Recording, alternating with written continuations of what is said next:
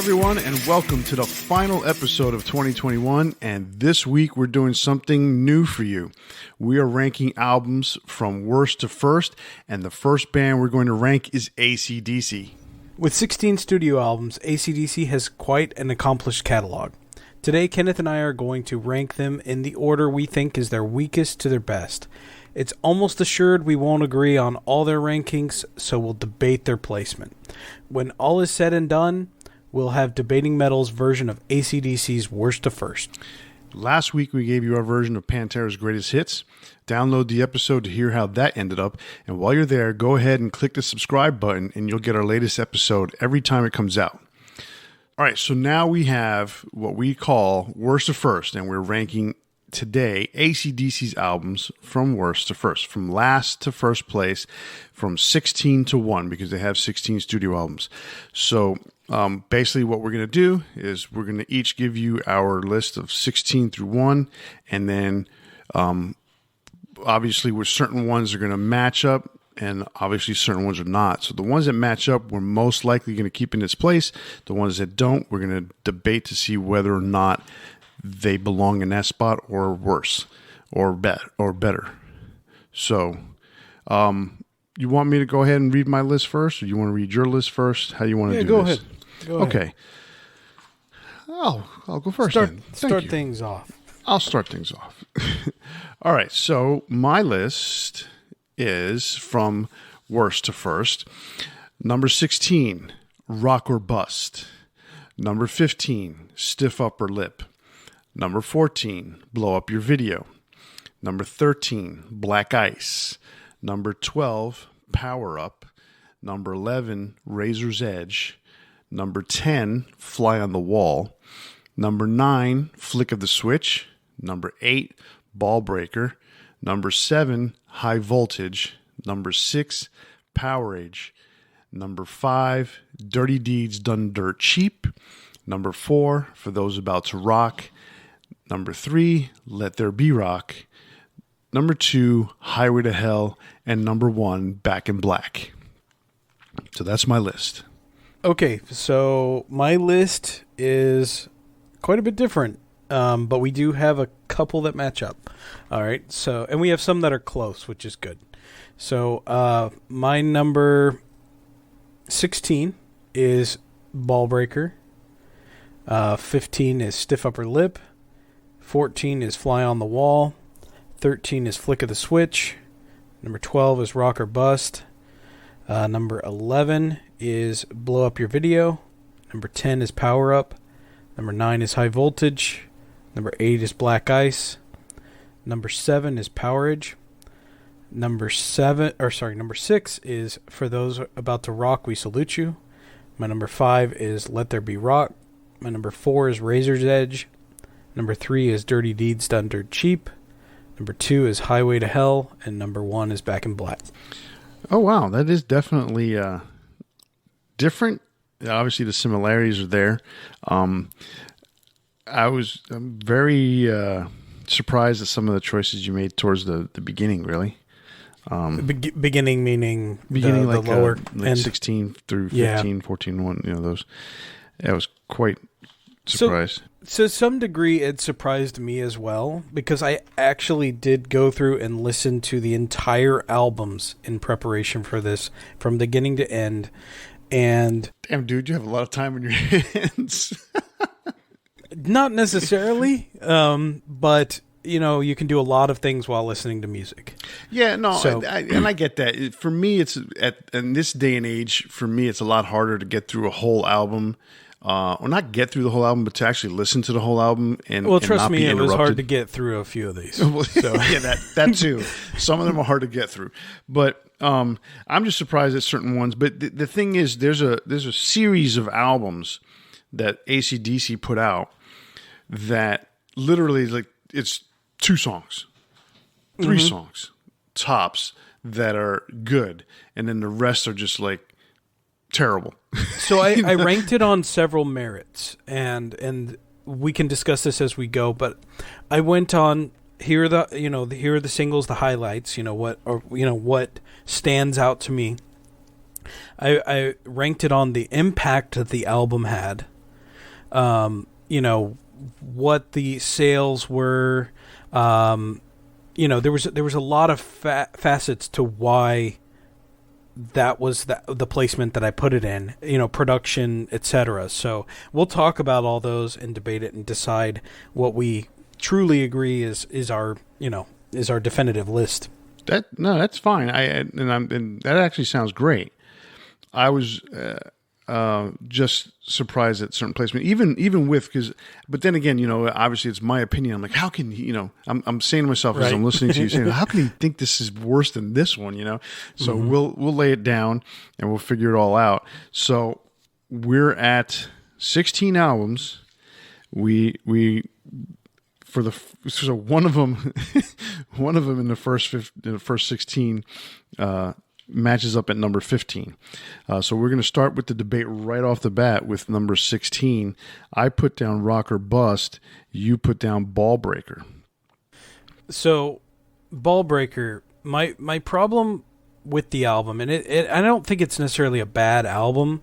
So any of these, like, yeah, you may say it's like the placement worst of the albums, but they're still good albums, right? So Ball Breaker is 2 times platinum in the US, 3 times platinum in Australia. That's better than some of the albums that I placed above it. But as far as my opinion on it, there's a lot of factors that I think kind of pull back on the album. So this did feature the return of Phil Rudd on drums, which is great, you know, in the grand scheme of things. But I kind of thought that Chris Slade did, you know, a better job before him. So I thought it was a weaker drum sound than what was on the previous album. So that kind of, at listening to them in order, kind of detracted in my mind from that. You know, I kind of feel bad for Chris Slade because he's been replaced by Phil Rudd twice, and, you know, to his knowledge, he's still in AC/DC. You know, They haven't told me anything. He was so disgusted and disappointed when he was fired and replaced in the way it happened that he said he didn't touch his drums for 3 years. And that's kind of sad. But regardless, it has nothing to do with the album. The album, to me, has a really soft sound. It doesn't have a lot of punch, which bothers me. Because there's some really good songs on it, like Hard as a Rock, Hail Caesar, Ball Breaker. But it's like, as I'm listening to it, it almost sounds like it's like they're trying not to wake you up.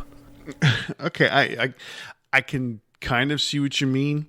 The production, I get what you mean in terms of, like, there's probably not a lot of dynamics. It's real slick. It's the only album that Rick Rubin produced, and to me, it's too slick for AC/DC. Probably a very fair assessment, production-wise. For me, when I look at an album, I look at it in some cases in a producer's type of eyes or ears, if you want to look at it that way. And I try to sit there and eliminate that part of it, because also, as someone who had what I think a good ear for bands and songs and something like that, where almost like an A&R kind of guy, you have to look past the production value of certain things, because what happens is a lot of times you get a demo or you hear a demo and you say, okay, this sounds like shit, but I think I can make a hit out of this. Not saying me personally, but that's that's either what a producer or sometimes an A&R guy says. Oh man, this band, you know, this demo sounds terrible, but you can hear the quality of the song in it, you know, and like you can hear, oh, this, you know, like if it's like, say for instance, a Tom Petty type of individual or someone who is just a singer-songwriter, you sit there and say, oh, I could hear this, how this drum is going to sound with this, and now if you bring in this bass player, you know, it's going to have this kind of rhythm section, so it's going to sound cool. You know, you just hear the strengths of the chorus, you hear the strengths of the verses, and you hear the melodies, and you say, oh, this guy's got something, even though the demo might sound like shit. You know, So in this case with AC/DC in this album, I can understand how it's a little maybe quote unquote too slick, a little maybe too compressed, a little too flat. The dynamics are not necessarily there, but I look at it past that. I look at it, is Hard as a Rock a good song? Is Hail Caesar a good song? Is Ballbreaker a good song? Those three are really the highlights of the album, but then is there anything else? The Boogeyman's not bad. Cover You in Oil's not bad. So I looked at it that way. I see.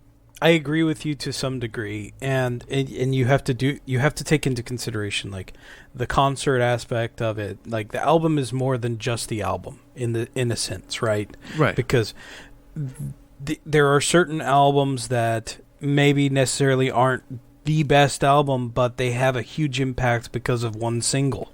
So Correct. there is something to consider there. So I understand not thinking of it on the production aspect of it, but at the same time, you kind of have to some degree, because I'll be honest, I don't really enjoy listening to Ballbreaker. When I'm listening to Cover You in Oil and it sounds like it's just not, there's no like attack on it, it just kind of sounds muffled to some degree, it loses its impact.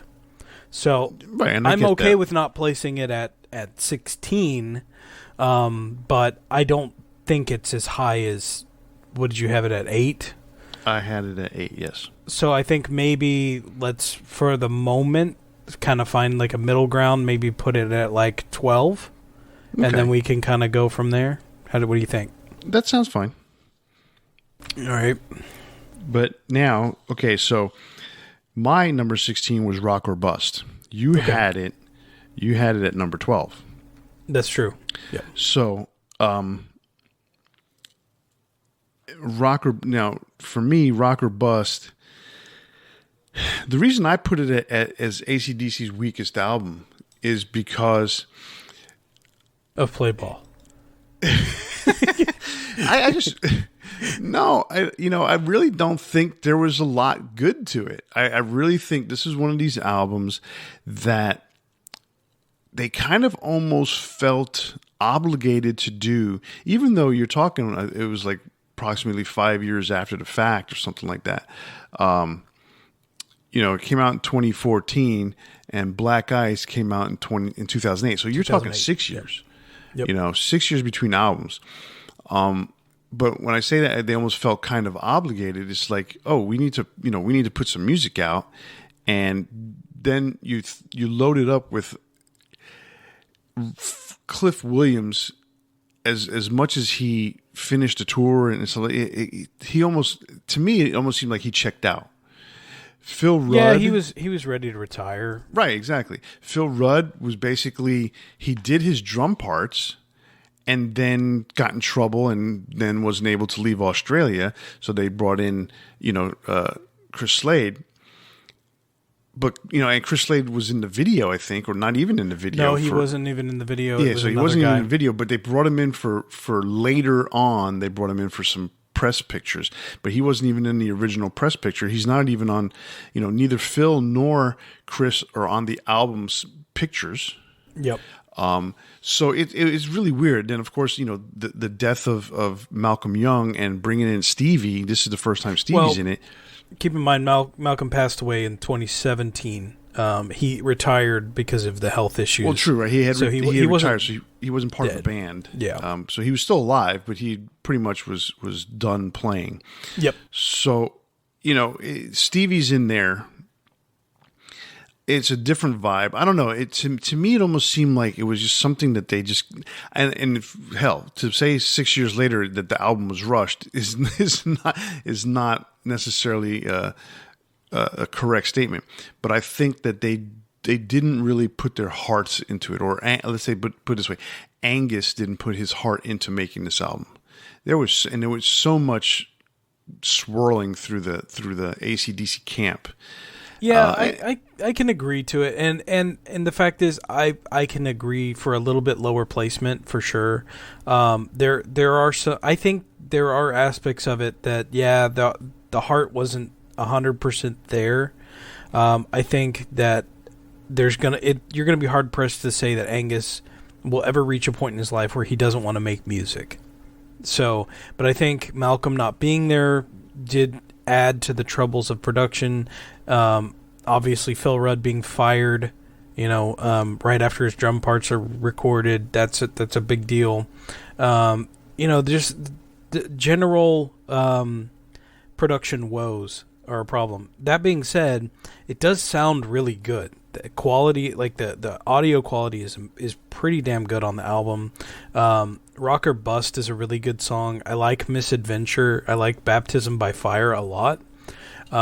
Play Ball is technically a highlight because it's a single, and I believe a couple baseball teams use it. Pro baseball teams use it for their games and stuff like that. But that being said, I'm not a big fan of the song. It's a troubled album, and I can agree to placing it a bit lower. So where do you think it should go? If we're going to look at it that way, I would say 14. For now? Okay. For now, yeah. All right. So the question begs is what album is going to be last? For right now, I'm kind of leaning towards, and we can talk about this, but we both placed Stiff Upper Lip at 15, right? So we have varying degrees of opinion in regard to the placement of these albums. So let's go over Stiff Upper Lip just for now. It's one-time platinum in the U.S. and one-time platinum in Australia.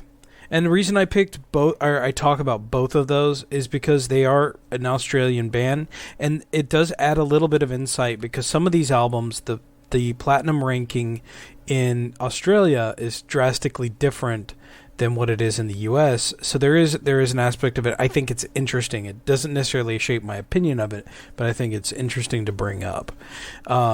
Where some of them are higher in the U.S. than they are in Australia, there's a lot of them that are the opposite. So, I think overall, like Stiff Upper Lip came out 5 years after Ballbreaker. I think overall, Ballbreaker has some better stuff going on, but I also think Stiff Upper Lip has some better stuff going on. So they to me they rank fairly closely, and that's why I put them right next to each other. The songs Stiff Upper Lip, Safe in New York City, and Satellite Blues, I think are all very good. I think it has better mixing than Ballbreaker, which is a big factor to me. I'm not all about just slick production or something like that, but mixing I think is very important, where I thought Ballbreaker, some of the stuff fell into the background that should have been pushed a little more forward. And what ends up happening is, even though it sounds quote unquote more produced, it also has a rawer sound than Ballbreaker. So I think in that way, it's a little better. But I think I'm giving it a little bit too much leeway also, because I don't think the album stands out whatsoever. It's different. The thing about AC/DC, the joke has always been they've put out the same song now for 40, 50 years, and they haven't changed. And obviously that's not the case. But there's only so many chords on a guitar. They're a blues-based band. They're going to play a lot of blues music. No, of course. So it's almost it's almost the equivalent to, we've heard AC/DC before. They've put out the same song. They put out the same. I've heard this song before. I've heard that song before. No, it's not it's not realistically like that. That's just a common joke. Mm-hmm. If you've heard one AC/DC song, you've heard them all. And I disagree with that completely, because I think they do come out with some unique songs. Yeah. But I always joke around the bass line being the same on every song. But you know what? It typically is. In some of the newer albums, though, Cliff did do a little bit more, which it took him 40 years to really start experimenting, but that's better than Phil Rudd, who plays the same drum beat on every song. But you know what? What's really unique about Phil Rudd is that a lot of drummers will tell you to do what Phil Rudd does is harder to do than what some of these freaking guys in melodic death metal bands do. And it's because it is a matter of keeping a pace so consistent that you don't have to necessarily be, and it's weird to say this way, but you're doing a triplet, over triplet drum fill, right? And that doesn't necessarily have to be so precise, because you have to put these notes in, or these beats in, within this certain measure. You have however many beats you can throw in there, right? Yeah. With Phil, it's so spacious in because they don't play fast songs, that if it's not dead nuts on, with the exception of Let There Be Rock, right? And then Let There Be Rock. Chris Slade explained Let There Be Rock, and he said that is probably the hardest song to play. Yeah, because they're asking. I think he said that on the hi-hat, they're trying to do it at 16ths or 8ths. I can't remember what it was. And you get to that point where there's a breakdown. They play that song in some cases live up to 10 to 12 minutes long. And there's no break for Chris, and there's no or Phil, and there's no break for Cliff Williams. I mean, they're just hitting that beat the whole time. Cliff Williams? Oh yeah. Okay. The bass player. Yeah. No, I was just trying to think of the concept. Yeah, because his part is fairly similar. Right. It's I mean, he's just hitting that bass line. Yeah. The whole way through, and doesn't really. I mean, there might be a break where there's just the drums at one point here and there, and that gives Cliff a time for his forearm to relax, maybe 10 seconds. But that if you ever notice, Cliff uses that leather strap on his forearm. That is so his muscle doesn't just like bulge out of his arm. That. He must have had some ripping hard freaking forearm muscles because of the way he played. So I get what you're saying with stiff upper lip. I say for now, since we both had it at number 15, why don't we go ahead and put it at number 16?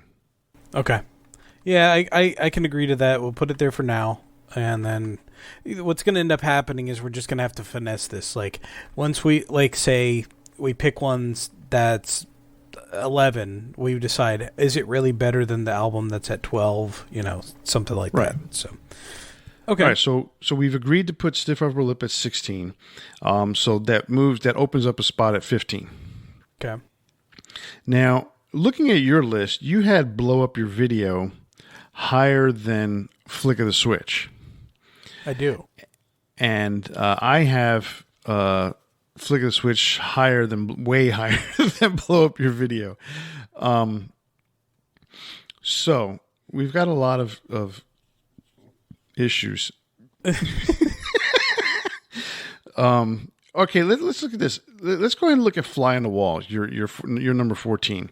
Okay. And it's my number 10. And it's in front of Razor's Edge for me, and in front of Power Up. Fly on a Wall for me, what I kind of enjoyed when I'll say with Fly on a Wall was the fact that they really, the record company was really, really behind this album. It is the most different sounding album of AC/DC's entire catalog. The drums sound really, really spacious in terms of there's a lot of reverb, a lot of echo. They sound like they're like in a big room, which is completely opposite of everything they've ever done in every album before and since. That's true. And that one thing right there, like when I first heard it, I was like, wow, this is really different for AC/DC. I'm not necessarily a fan of the way the drums sounded, but they sound different. And it's Simon Wright on drums. It's the first album, I believe, that with him on drums. Right. And it sounds fine. Like, the drums sound okay. It does sound spacious, like you said, but it also has the same effect for Brian Johnson's vocals. And I think that's to the detriment of the album, because you can't understand hardly anything he says. There's a huge reverb effect. He's too low in the mix. They would change the mix for Sink the Pink and Shake Your Foundations when they appeared on Who Made Who, and they sound so much better on Who Made Who. So there are some good songs on here, and I do like those two songs, but that's about it. Some of the other tracks I think are really weak on this album, and the two tracks that really set it apart sound way better on another album. So that's why I placed it so low.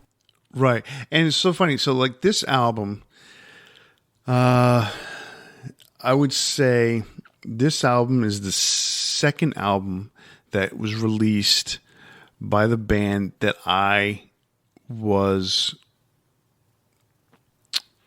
into AC/DC for. So at the time that I got into AC/DC, For Those About to Rock was already out. Obviously Dirty Deeds was already out. So Flick of the Switch was the first album that came out that it was like brand new as for me as a fan. And when I heard Flick of the Switch and when I heard some of the other songs on it, I thought it wasn't bad. I noticed that Simon Wright was the drummer. I didn't know who he was at the time. Like, who's this guy? I found out he was Simon Wright. So then Fly on the Wall comes out, and now I'm of age to where I can go to concerts. And I was of age before that, but I didn't have the ability to, and my aunt wouldn't take me. And going by myself into the city was not an option. This was the first album that I really, really got a lot of, was able to pay a lot of attention to, and they had a shitload of videos for it on MTV. Fly on the Wall. I mean, this whole album, they did a whole like mini movie type of thing to it, and it included several songs from the album. So buying this album new, Fly on the Wall, Shake Your Foundations, Danger, Sink the Pink, Hell or High Water, Back in Business, all those songs kind of still ring some sort of nostalgia for me. Those were pretty decent songs. Okay.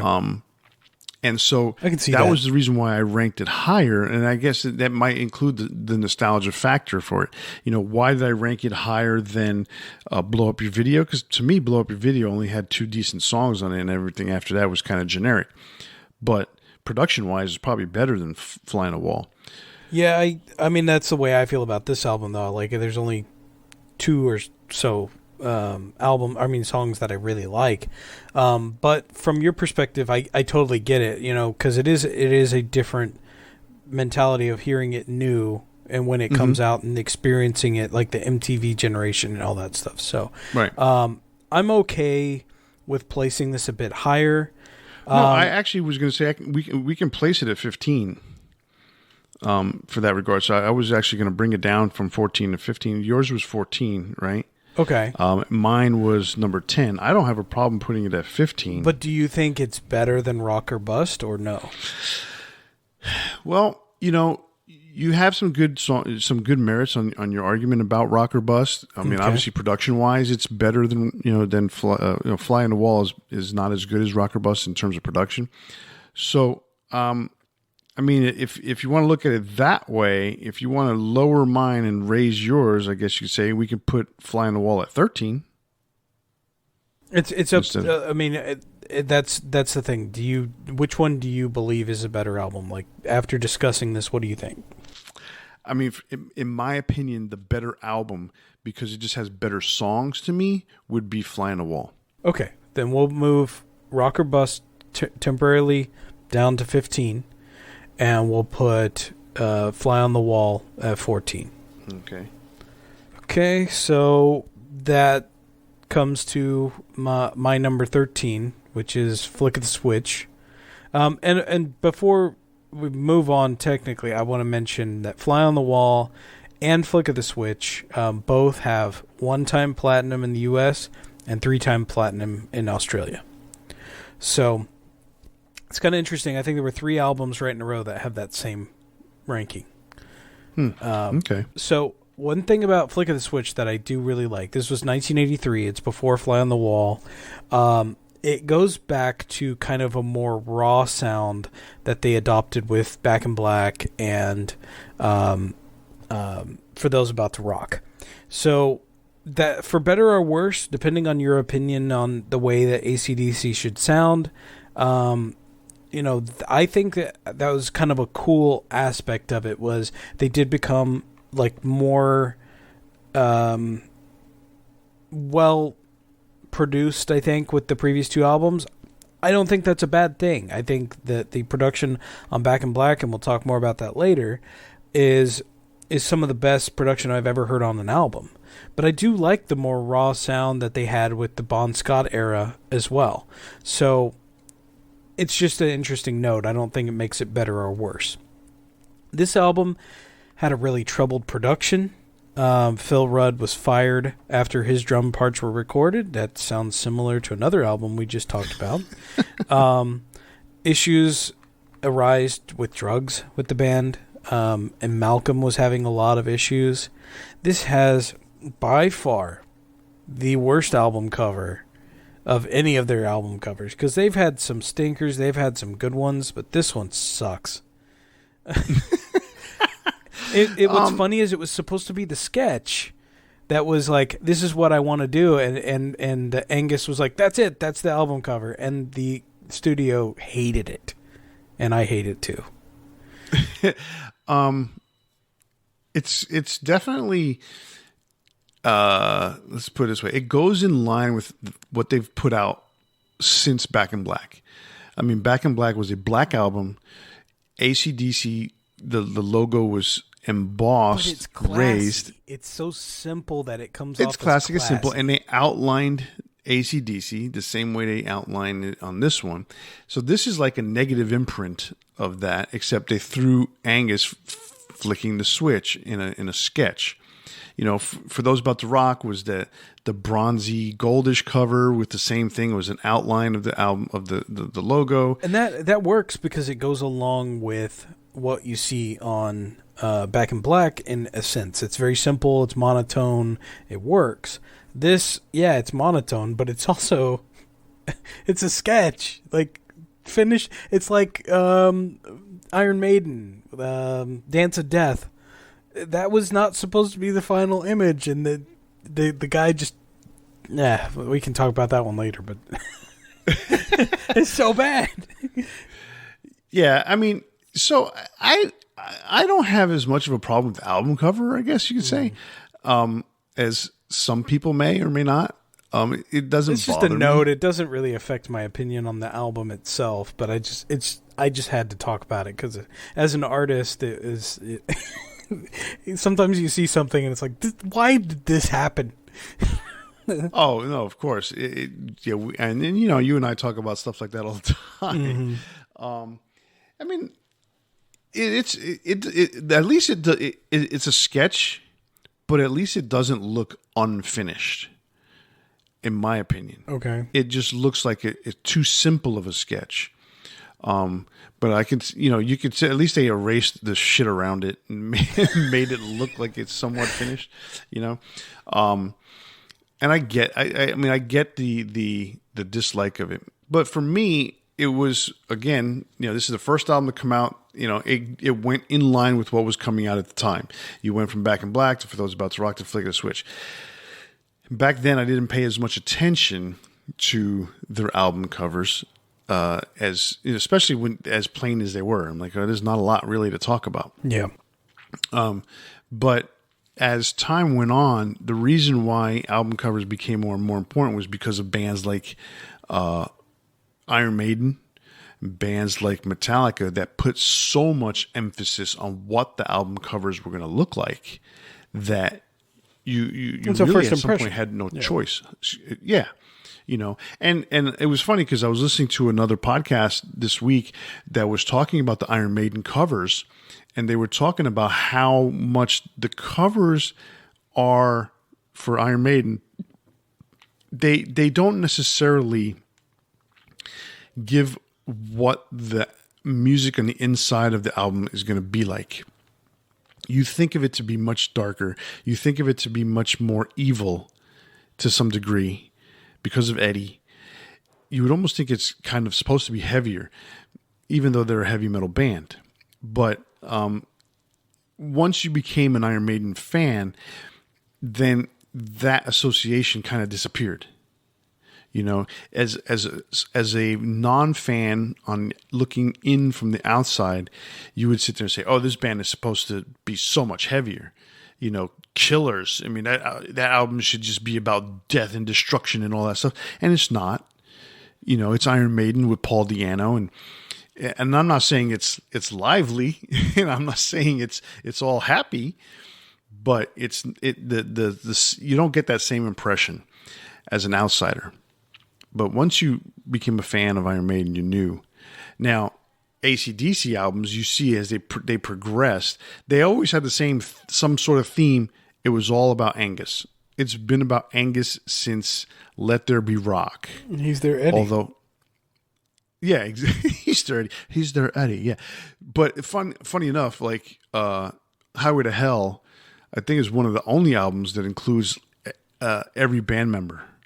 You know, yes, Angus is highlighted, but every band member is on the front album cover, which is not typical.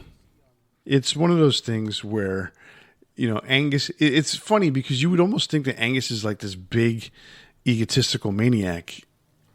Absolutely not. Yeah, definitely not. But anyhow, that all being said, we're talking about Flick of the Switch.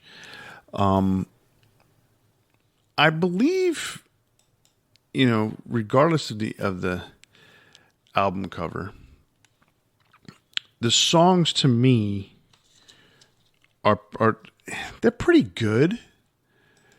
I like This House Is on Fire. I like Flick of the Switch. Love Guns for Hire. Guns for Hire is one of the best tracks on the album. I actually like the closing track, Brain Shake. That one's really good. Nervous Shakedown is pretty good. So I think overall it has some good tracks. It just, you can tell that there were some issues in the production, much like what you said with Rock or Bust. You know, you can hear an album and there's something that tells you like there was maybe something wrong when they recorded this. And that's always kind of the way I've felt about this album, where it just feels a little bit disjointed, and maybe it's the same way you felt about Rock or Bust. So, for me, I think that's kind of something that I've always felt, and then once I heard, you know, what was going on during the production, it makes more sense to me. Yeah, absolutely. You could definitely hear the difference between Back in Black to For Those About to Rock and then to Flick of the Switch. Mm-hmm. You can see the progression, or actually, if you want to look at it this way, you can hear the regression. Yeah. Because Highway to Hell, Back in Black, and For Those About to Rock are all produced by Robert John Mutt Lange. You can hear the progression from Highway to Hell to Back in Black, but you can hear a little slight difference in the snare drum sound and production of the guitars on For Those About to Rock compared to Back in Black. And I agree with you, Back in Black is probably one of the best produced albums to ever come out. And it's the benchmark to when you look at an album's production. We'll talk you more start about that there. Later. You know, that's one of the albums that you look at. So Flick of the Switch, you could just tell, is definitely a lot rawer, a lot more in your face, a lot drier, and that's a testament to what Angus and Malcolm wanted. They wanted it to sound less produced. They wanted it to sound more like Let There Be Rock. Yeah, and that's fine. And I don't have a problem with it. My problem is less about that raw sound. I think it's fine because I don't have a problem with the way that Highway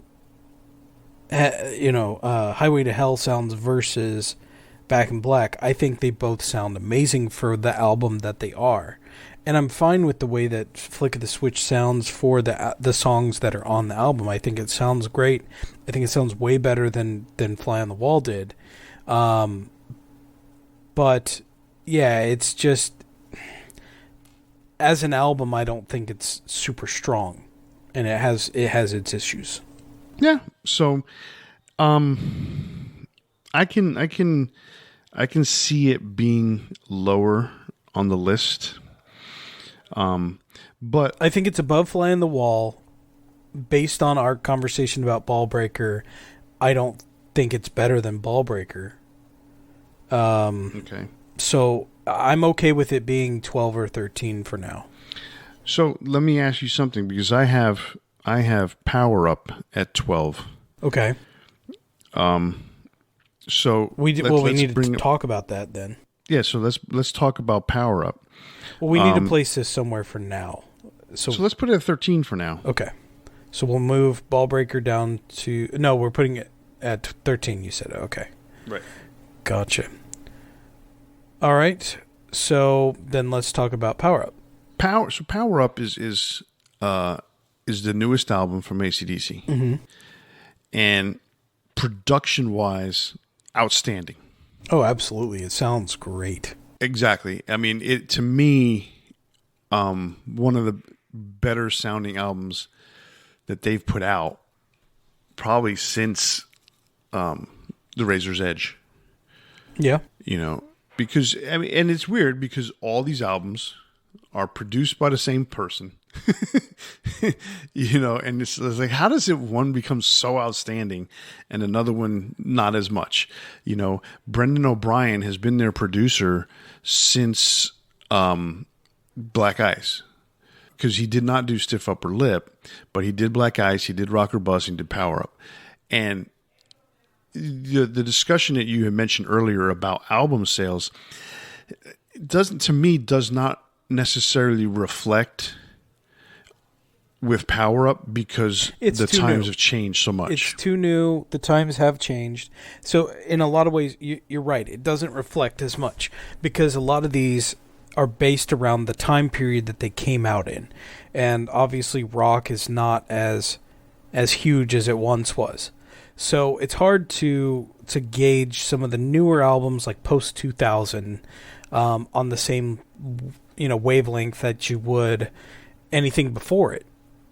So I agree with you there. It's just this being gold in Australia, having no ranking in the US, I don't think is indicative of the quality of the album. No, absolutely not. And it was, if I'm not mistaken, it was number one in the United States. It was number one across the globe when it came out. Yeah, it just hasn't hit any, platinum ranking or anything like that yet. But number one nowadays is such a different version of number one back in the day. Mm-hmm. Between now, so SoundScan started in 1991, I think it was, or 1990, and that tracked record sales direct from the record stores to sold, and to the consumer's hands. That was an exact identification of what albums were sold. Prior to that, it was all based on what they shipped from the record company based on what the record stores say they sold. Mm-hmm. Okay. And so a lot of that was done by hand. I mean, to the point where that's the reason why Pink Floyd's Dark Side of the Moon was ranked so high and on the top 200 album charts for so long, because it basically became not a joke, but like an inside joke. We're going to list our top 200, and somewhere along the way we got to put Pink Floyd, because it was all done by hand. Then when SoundScan came out, all of a sudden Pink Floyd disappeared. Yeah. Well, literally from one week to the next. It was a true representation of what was being sold out there. And even though SoundScan is still in use today, now streaming has gotten such a different value, I guess you could say, that it's hard to determine the reality of what is the impact of these new albums. It's, however many 100,000 streams counts as a record sold. I mean, that's crazy to think about. You need so many thousands of streams to determine one album sold. Yeah, it doesn't. It just does not register in the same way, and you can't rank it in the same way. You have to think about it in the time period that it came out. So you're 100% right there. So anyway, the bottom line with Power Up is, I don't look at album sales, and even for Rock or Bust or Black Ice, because let's put it this way: what's even more unique about Black Ice is that it was 2 times platinum in the U.S., and that is strictly. Now, let me not say strictly, but from what I understand, that was like exclusive to Walmart. Mm-hmm. Yeah, I remember that album coming out, and that was the only place you could get it. That's the only place you can get it. So you had to go to Walmart to get Black Ice. It still did double platinum in the United States. So that's amazing in and of itself compared to Stiff Upper Lip, which went platinum 8 years earlier when record sales were technically better, and that was available, to all stores. Yep. So it almost doesn't even make sense to some degree. All right. So anyhow, Power Up. We can't compare record sales, so we're going to look at just basically the basic impact. It's got a lot of good songs, but what I don't necessarily agree with is that the songs are relatively one pace, like almost the entire album, except for like 1 or 2 songs, have the same exact pacing, the same exact beats per minute type of thing. And so to me, there's not a lot of variety on this album. There's a lot of albums that suffer from that problem, though.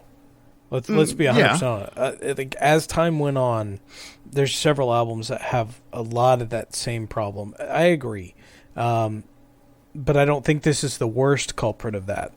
I think that, songs like Demon Fire, Through the Mist of Time, like if you compare those two, they're drastically different, Right, exactly. Through the Mist of Time is a softer song, and I really enjoy it.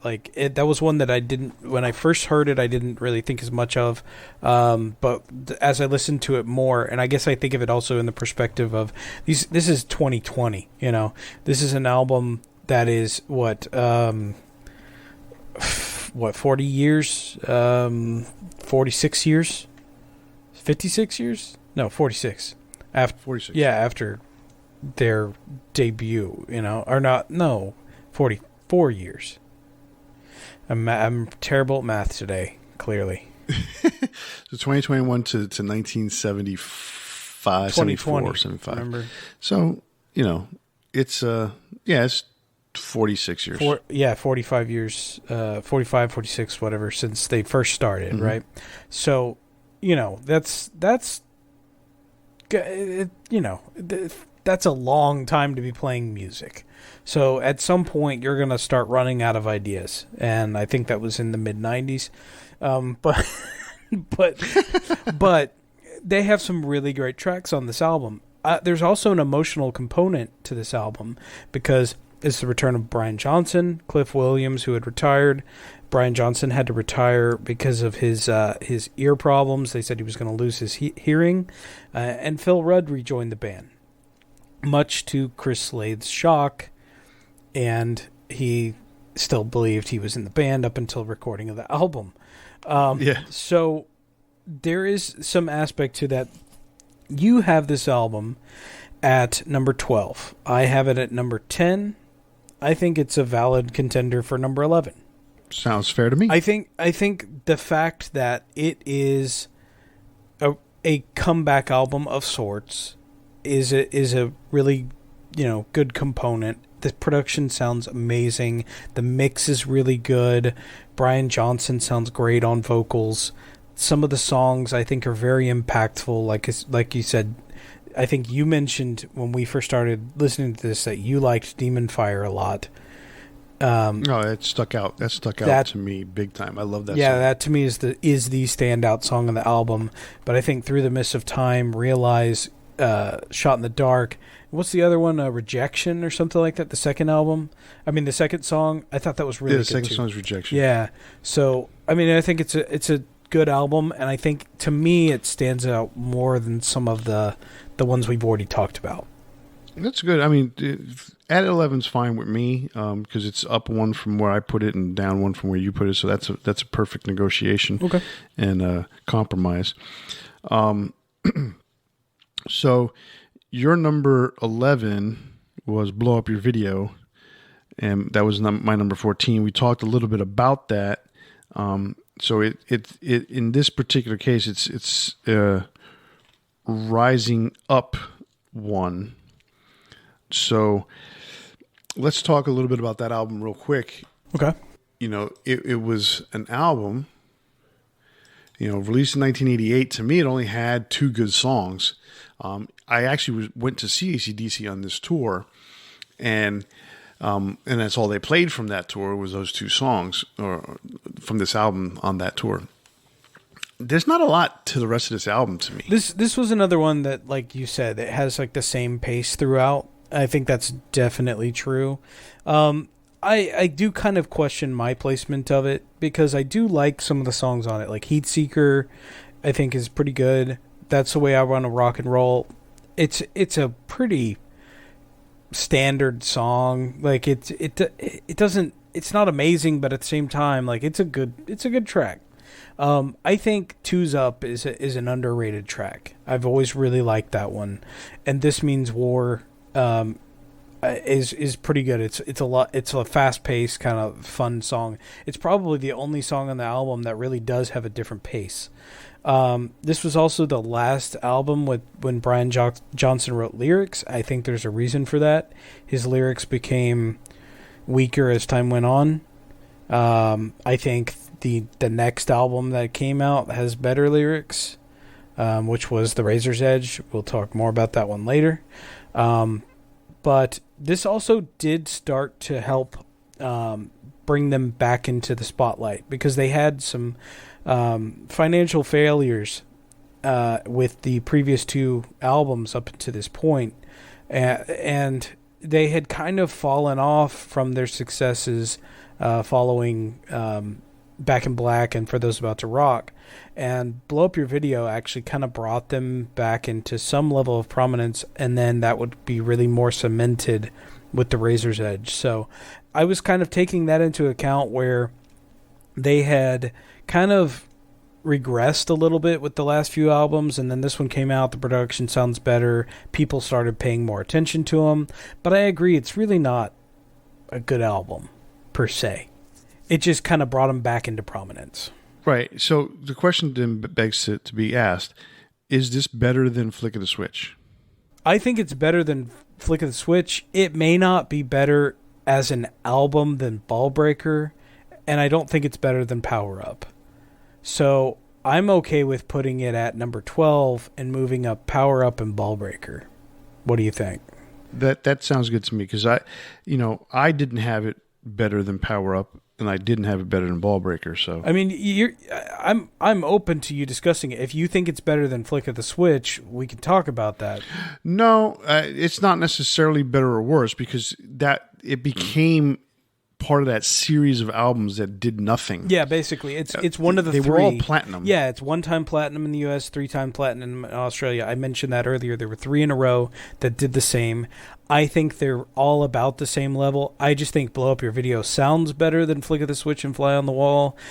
They all have two tracks, essentially, that people know. That's it. All 3 of them. Like, we have songs that we like. Like, I like Guns for Hire and Brain Shake, but Flick of the Switch and Nervous Shakedown are the ones that people like off of that album. And the same thing can be said for Blow Up Your Video. It's Heat Seeker and That's the Way I Want to Rock and Roll. People don't know the other songs. Like, we like the deep cuts. We think that they define the album sometimes to us, but the fact is 3 albums, 3 in a row, ranked the same way, had, pretty minor hits. this one was the most prominent of the three. I think it belongs above the other two. Okay, sounds good. And that's where we have them. Blow up your video 12, flick the switch 13, and fly in the wall 14. Yeah. Well, so that brings us to, I'm going to go over my number 9. You have it higher. And that's High Voltage, the 1976 international version. And that's what we're going over, is in the international releases. This is a 3-time platinum U.S. Release. And I'm not going to go over the Australian because it's a different album. It's actually 2 different albums. So yeah. This is their debut in the U.S. A little bit more slow-paced and bluesy than some of the stuff that would follow. It's somewhat of a compilation of the 2 albums from 1975 in Australia, which were High Voltage and TNT. Some of those songs that were on both of those albums would appear on the 74 Jailbreak. 74, correct? Yeah, 74. And so this one has some hits with It's a Long Way to the Top, If You Want to Rock and Roll, TNT, Can I Sit Next to You Girl, which is, what's his name's only claim to fame? Dave Evans. It received mixed... We're not even going to talk about it. Yeah, not today.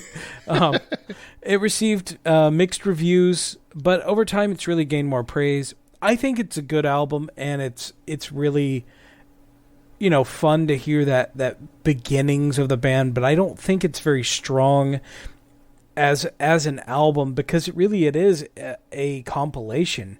It's a lot of stuff that they thought would work in the US, but when I go back and I have them on my playlist or my phone, I've got them in their original formats in the Australian versions, which I think are better albums than this. So what do you think? I think it works in the international version because, quite honestly, the stuff that was on TNT and High Voltage, TNT is almost the same album. But they took off... TNT is almost the same album as this High Voltage. Right. They took off Rocker and they took off School Days, and then they added the songs that are on this album, which... they added She's Got Balls and I believe it's a Little Lover. So it is a compilation, but at the same time it's not. It's just kind of like the way they did the Beatles. It's an alternative version.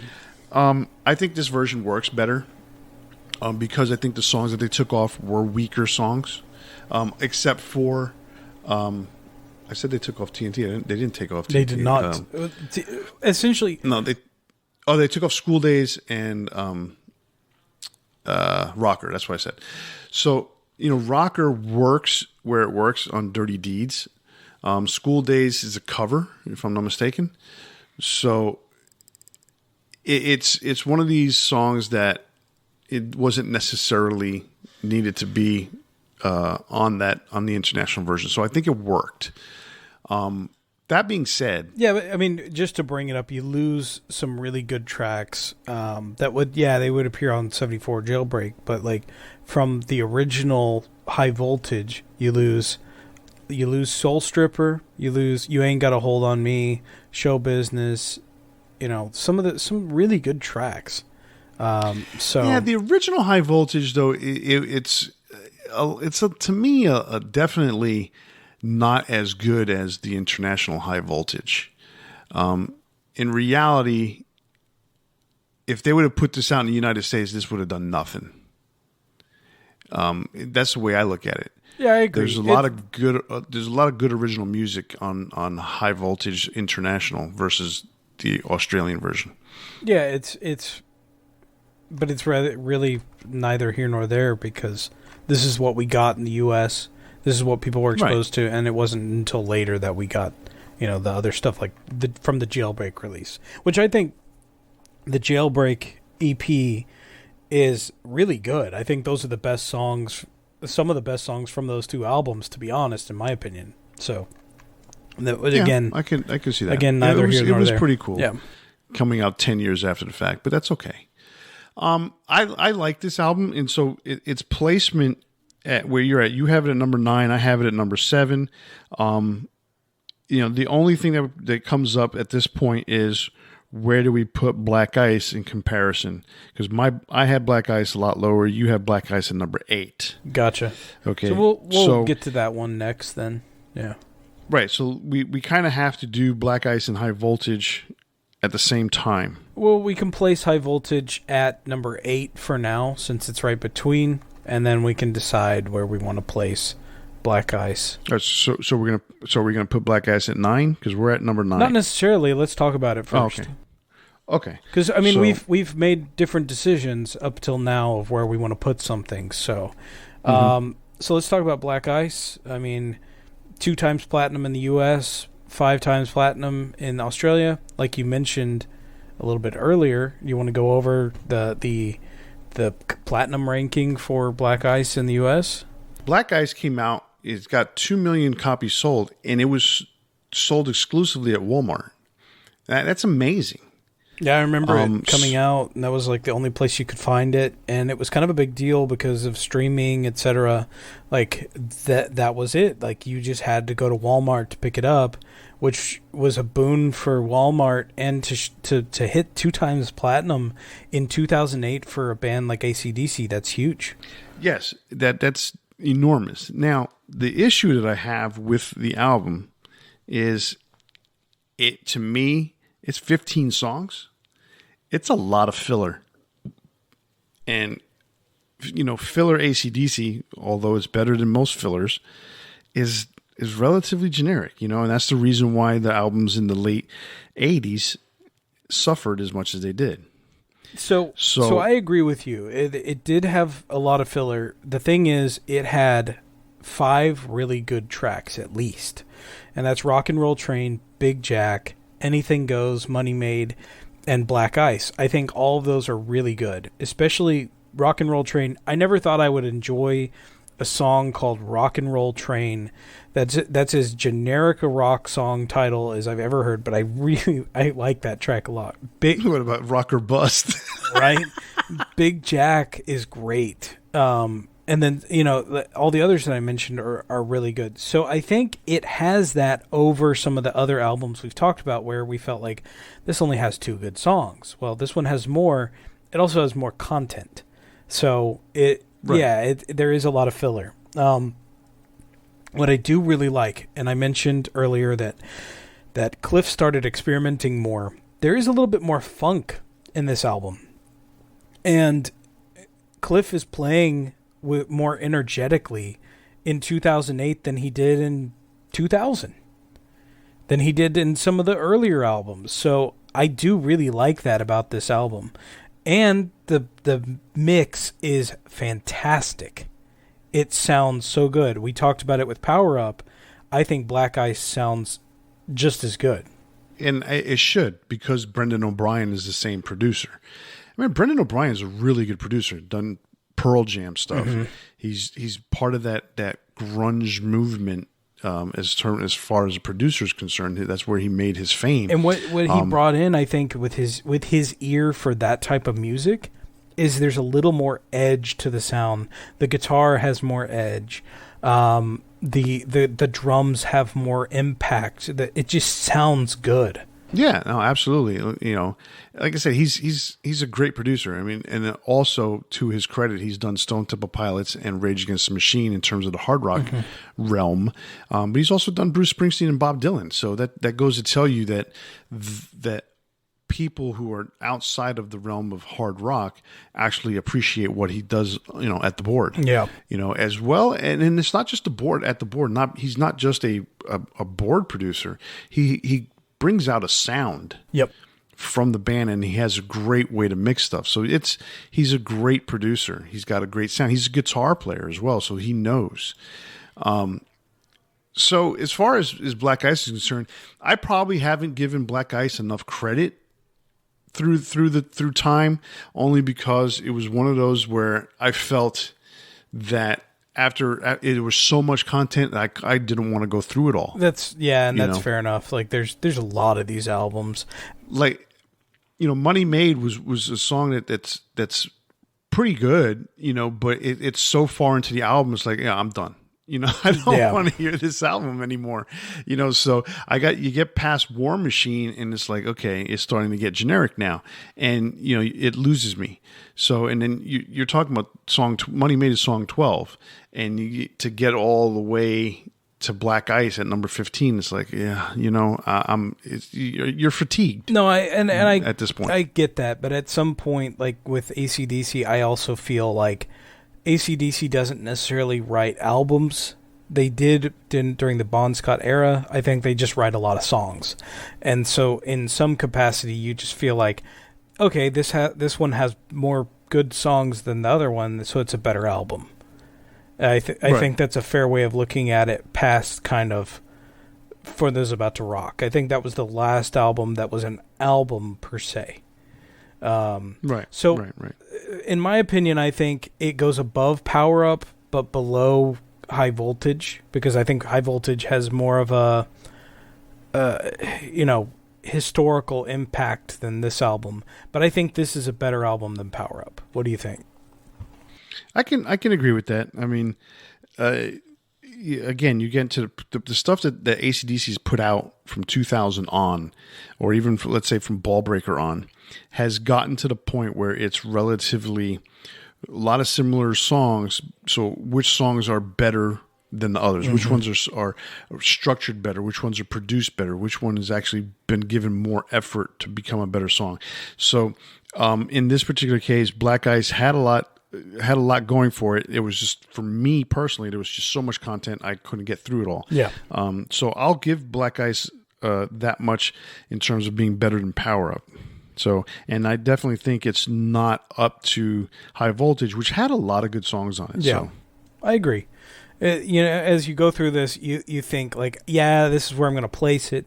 I placed them essentially in reverse order from this, but as we talk about it, I'm more forgiving of High Voltage, even though it's not my favorite, album. But neither is Black Ice. So, all right. So that takes us to your number 6, my number 7, which is Power Age. You want to talk about it? Power Age, to me, out of all of AC/DC stuff, not counting.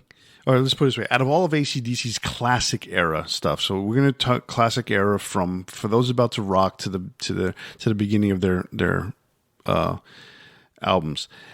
That's, to me, is what I would consider the classic. And even though the Razor's Edge is a classic by itself, I'm just looking at this particular era because after from Flick a Switch on, they stopped using a producer until they went to Razor's Edge.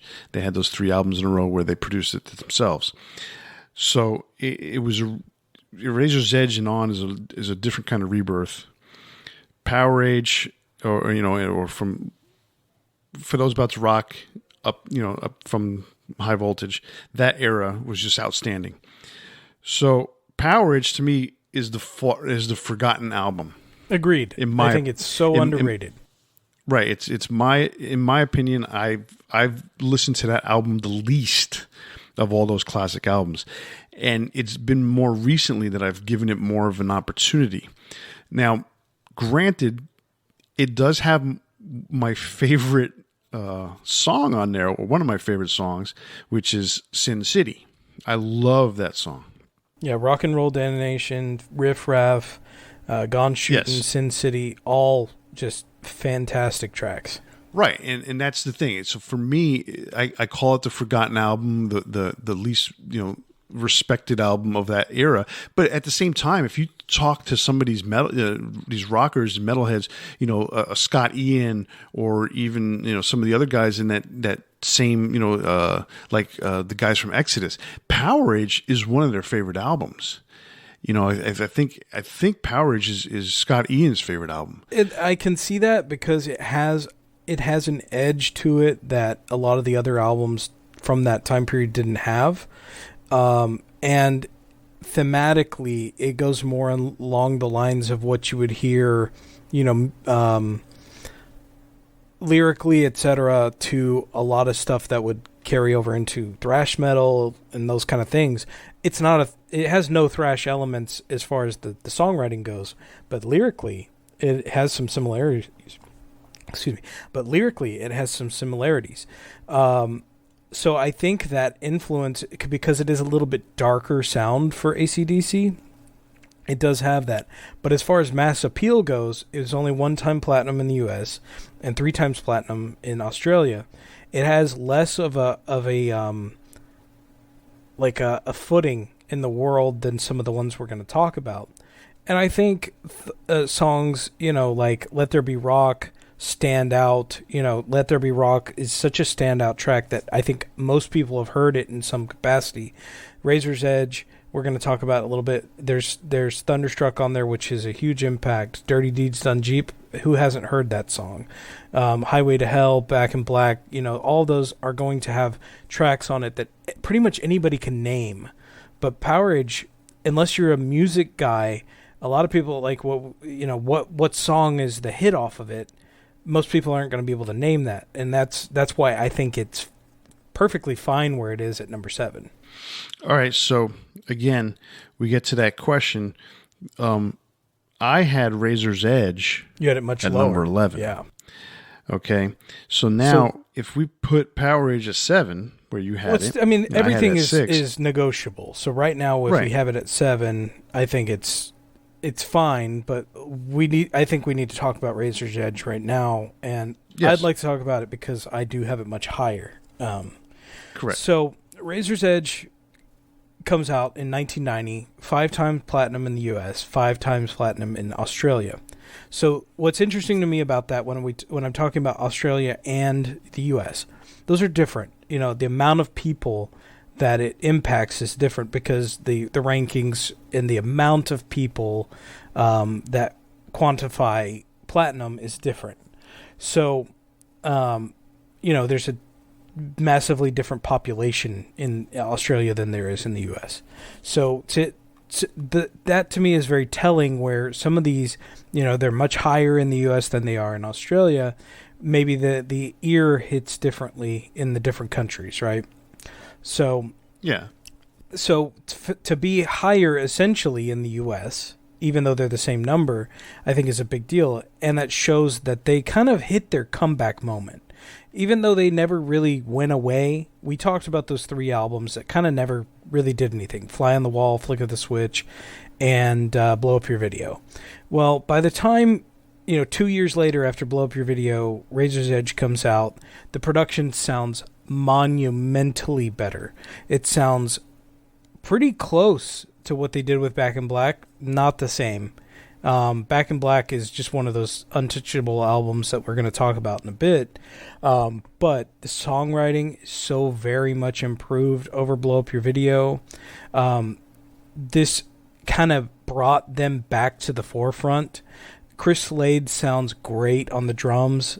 And again, to his knowledge, he is still on drums to this day in this band. Thunderstruck, Fire Your Guns, Rock Your Heart Out, Are You Ready? Are You Ready, I believe, is used for WWE programming now. It's had a long-lasting appeal. Money Talks is a huge song. But Thunderstruck is a staple in their concerts. And that's something that I want to talk about when we get to For Those About to Rock. That's something that I think weighs in on the placement of that album. Thunderstruck, I think, adds a lot to this album.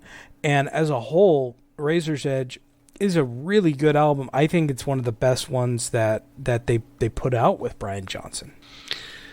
I can see your point on a lot of this. What I found interesting about this album was the fact that it was only 2 years after Blow Up Your Video. And Blow Up Your Video was 3 years after Fly on the Wall. Mm-hmm. So up until the 80s, so you figure, Highway to Hell, they were putting out an album every year. So then sometimes all of a 2 sudden, a year. Yeah, exactly. So, you got, in terms of the U.S., it was even stranger because, you have Highway to Hell in 79, you have Back in Black in 80, then you have Dirty Deeds Done Dirt Cheap that came out because the record, the international record companies, even though it's the same master company, they say, oh, we need to get this out. We need to capitalize on their popularity. Well, they screwed up everything by they screwed up the sales for Those About to Rock by doing that. But For Those About to Rock and Dirty Deeds are out at the same time, essentially. And so they basically counteracted against each other. Mm-hmm. But regardless, you put out you now have these two albums, and then it's not until 1983. So that's the first album that there's a gap in between albums in terms of years. Yeah. And then 83 to 85, 85 to 88. So then you're starting to see a pattern. So Razor's Edge, what's weird about this album, it's only 2 years after Blow Up Your Video, and you have this sense, and it was true, essentially. This was a make or break album for AC/DC. Absolutely. And that's why I referred to it as a comeback. It's not necessarily a comeback because they never went away. But yeah, it's exactly what you're saying. It's make or break. Yeah, and that's the way the record company felt about it. That's the way the band felt about it. It was going to be a situation where if this album doesn't do anything, where do we go from here? Well, they struck gold. The first single being Money Talks or Thunderstruck. I can't remember which one came out first. Thunderstruck came out first. Thunderstruck was definitely a hit. Now, what's strange about Thunderstruck is you had a similar sense because they put out what was the song that came out in on the movie soundtrack for Maximum Overdrive? You mean Who Made Who? Who Made Who? Yes. So you have Who Made Who and Thunderstruck, which have, and they're not the same. So don't bite my head off, guys. You have a similar kind of guitar lick intro, right? But obviously Thunderstruck is much more impactful than Who Made Who. But Thunderstruck, I mean, like I said, they struck gold or platinum if you want to look at it that way. So they follow it up with a really cool kind of catchy, call and response kind of song with Money Talks, and it was literally their comeback. They basically were able to solidify their place in rock. Are You Ready, in my opinion, was not necessarily the right song to pick for the third single, but okay, it is what it is.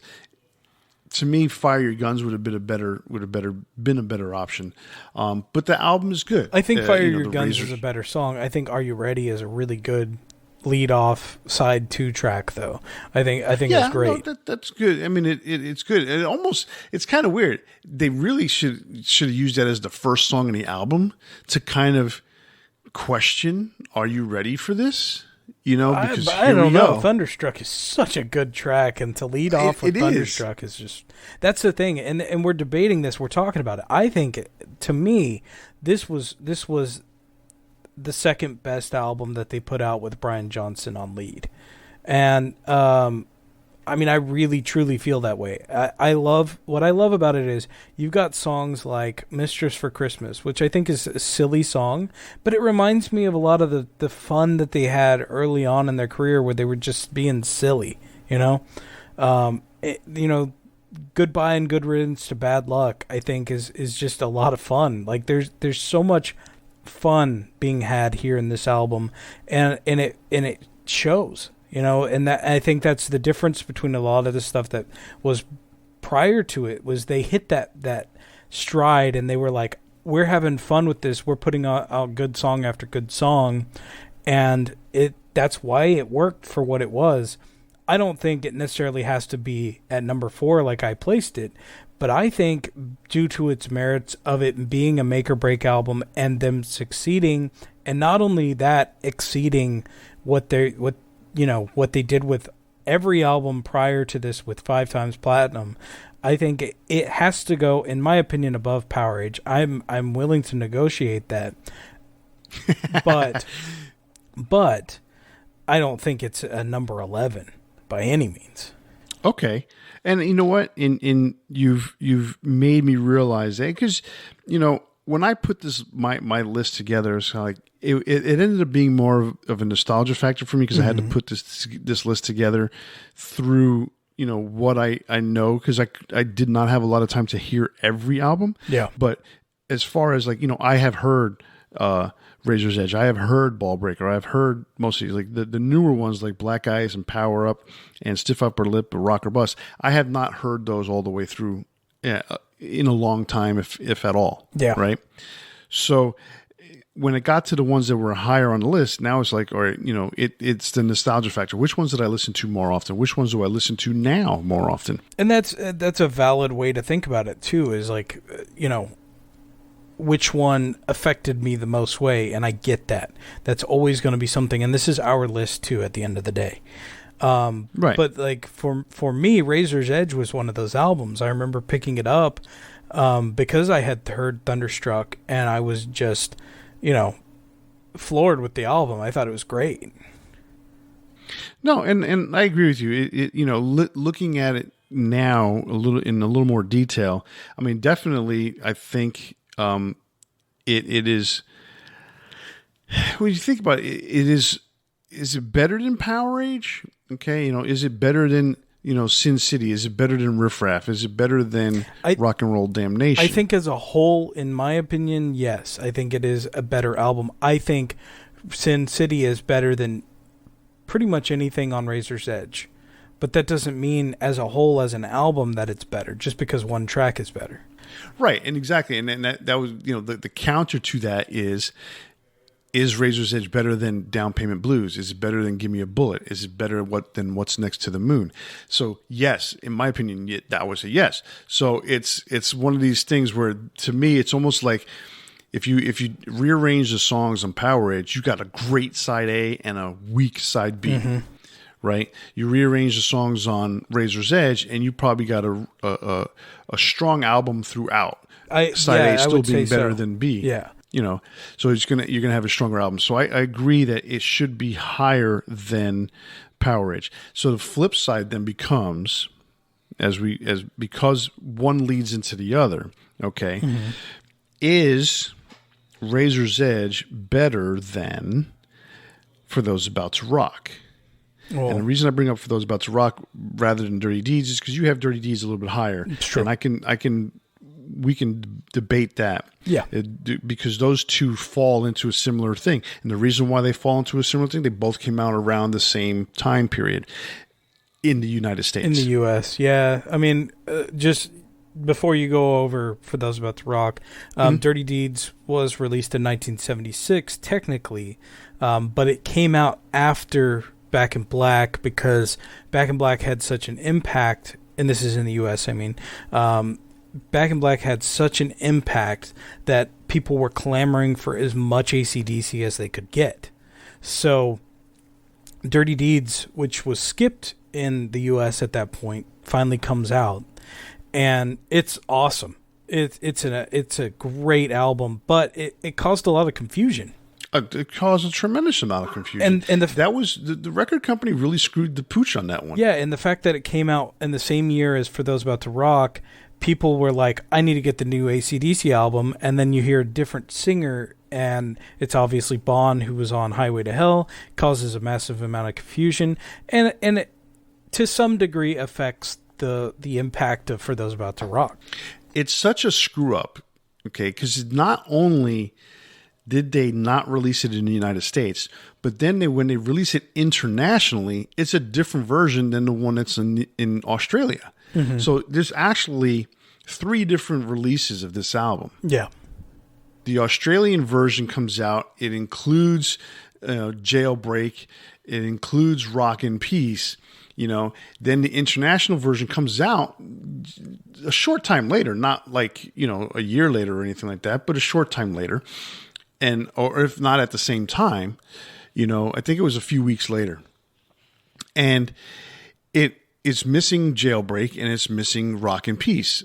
Which I think Jailbreak not being on the U.S. version is a travesty because that is a great song. Oh, yeah. I mean, not being on the U.S. or international version, it's a mistake. They put in, Rocker, which they had taken off of High Voltage, or TNT, actually, the Australian TNT.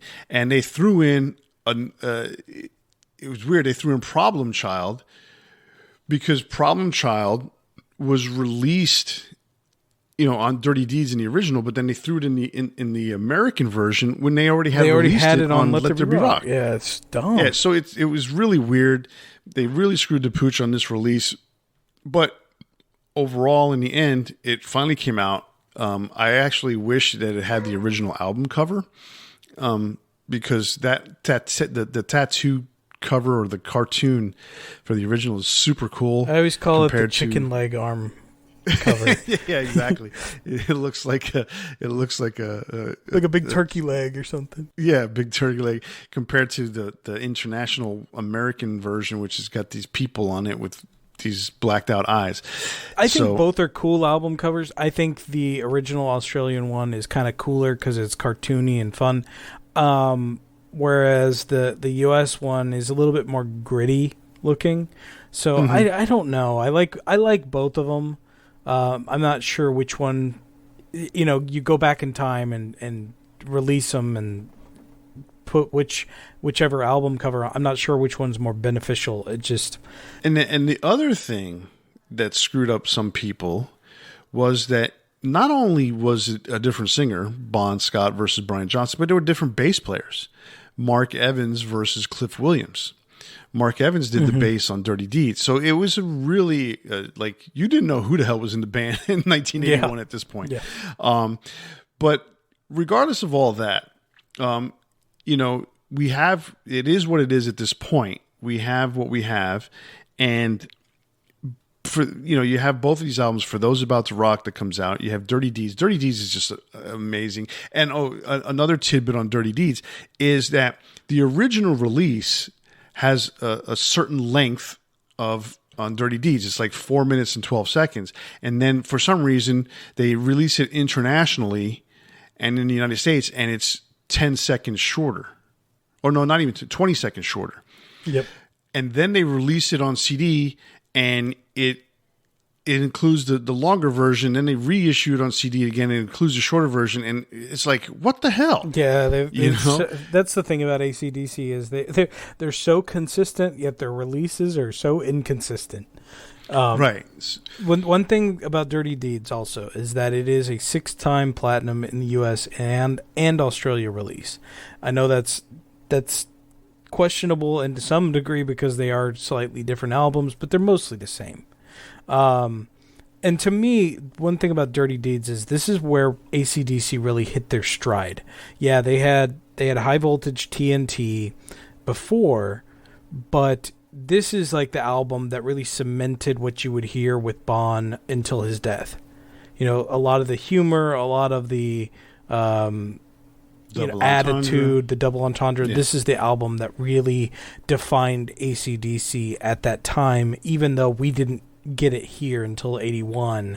But thinking of it, I mean, all of this is obviously in hindsight. So I think that's what really defines Dirty Deeds and why I placed it at 3. Okay. I mean, I like I said, I get that. So, it to me, this situation of the number 6 album on our list is more about the Razor's Edge versus For Those About to Rock. Okay. Because you do have For Those About to Rock lower than Razor's Edge. Yes, I do. I have For Those About to Rock higher than Razor's Edge. Okay. And I admit we can probably push Razor's Edge up more. For Those About to Rock, that's the big question. So let's go over that one. Right. So it's coming after the release of Back in Black. It was at the time they were looking at it. This is a very important release. Is this going to be as good as Back in Black? I mean, they hit, and to say it this way, you strike gold, they struck platinum, they struck something beyond all that with Back in Black. So what are they going to follow it up with? And they come out with For Those About to Rock. I really enjoy this album. This is one of the few other AC/DC albums that I can listen to front to back, and still enjoy it. Side one to me is, and I look at it as a record or a cassette, or however you want to look at it. Side one, For Those About to Rock, Put the Finger on You, Let's Get It Up, Inject the Venom, Snowball. To me, Snowball's the weakest song to me on side one. But then you come back with Evil Walks and COD. I really think this is a very strong album. In my opinion, it's stronger than Razor's Edge because of the strength of the songs. Even though there's 12 songs, there's 2 extra songs on Razor's Edge, I think the songs here are its strength. So I don't necessarily agree that it's stronger than Razor's Edge, but there is something to be said that this was the first number 1 album in the U.S. that they had ever released. So there is part of that in, Back in Black was huge. It was massive. But it gained steam over time because of word of mouth. They weren't the huge band that they were. So think of it in terms of Metallica. Metallica releases the Black Album, and as the tour goes on for that album, more and more people go, wow, this is amazing. So they follow it up years later, and they release Load and Reload, and by that time, they are massive superstars. That's kind of the same effect that happens with For Those About to Rock, where Back in Black is so massive following Heaven and Hell. Or not Heaven and Hell, Highway to Hell. So those 2 albums come out, and then the next album, they've already got the fan base. The fan base goes, we're going to buy whatever they release next. It doesn't matter what it is. Let's confuse the shit out of them. Yeah, let's confuse the shit out of them. So that there is that aspect of it. But that being said, it is a very good album that along, like, all through the album, it is really good. Yeah, I agree. Snowballed is probably the worst, but it's also the end of side A. Night of Long Knives, I think, is a really good track. For Those About to Rock, obviously, is a massive staple in their concert. And it, to me, what makes this, and why I'm saying let's go with number 5 for Those About to Rock for now. And the reason I'll say this is that canon in the concert is a draw. It will be a draw until they're done. That's something that fire, like that everything about that defines AC/DC. So not only is it important on the album, it's really good, but it defines them in their concert show. And that's one thing that will always be important. And like I said, when I was thinking about this as how do I rank them, it's not just about the album, it's about the album's impact.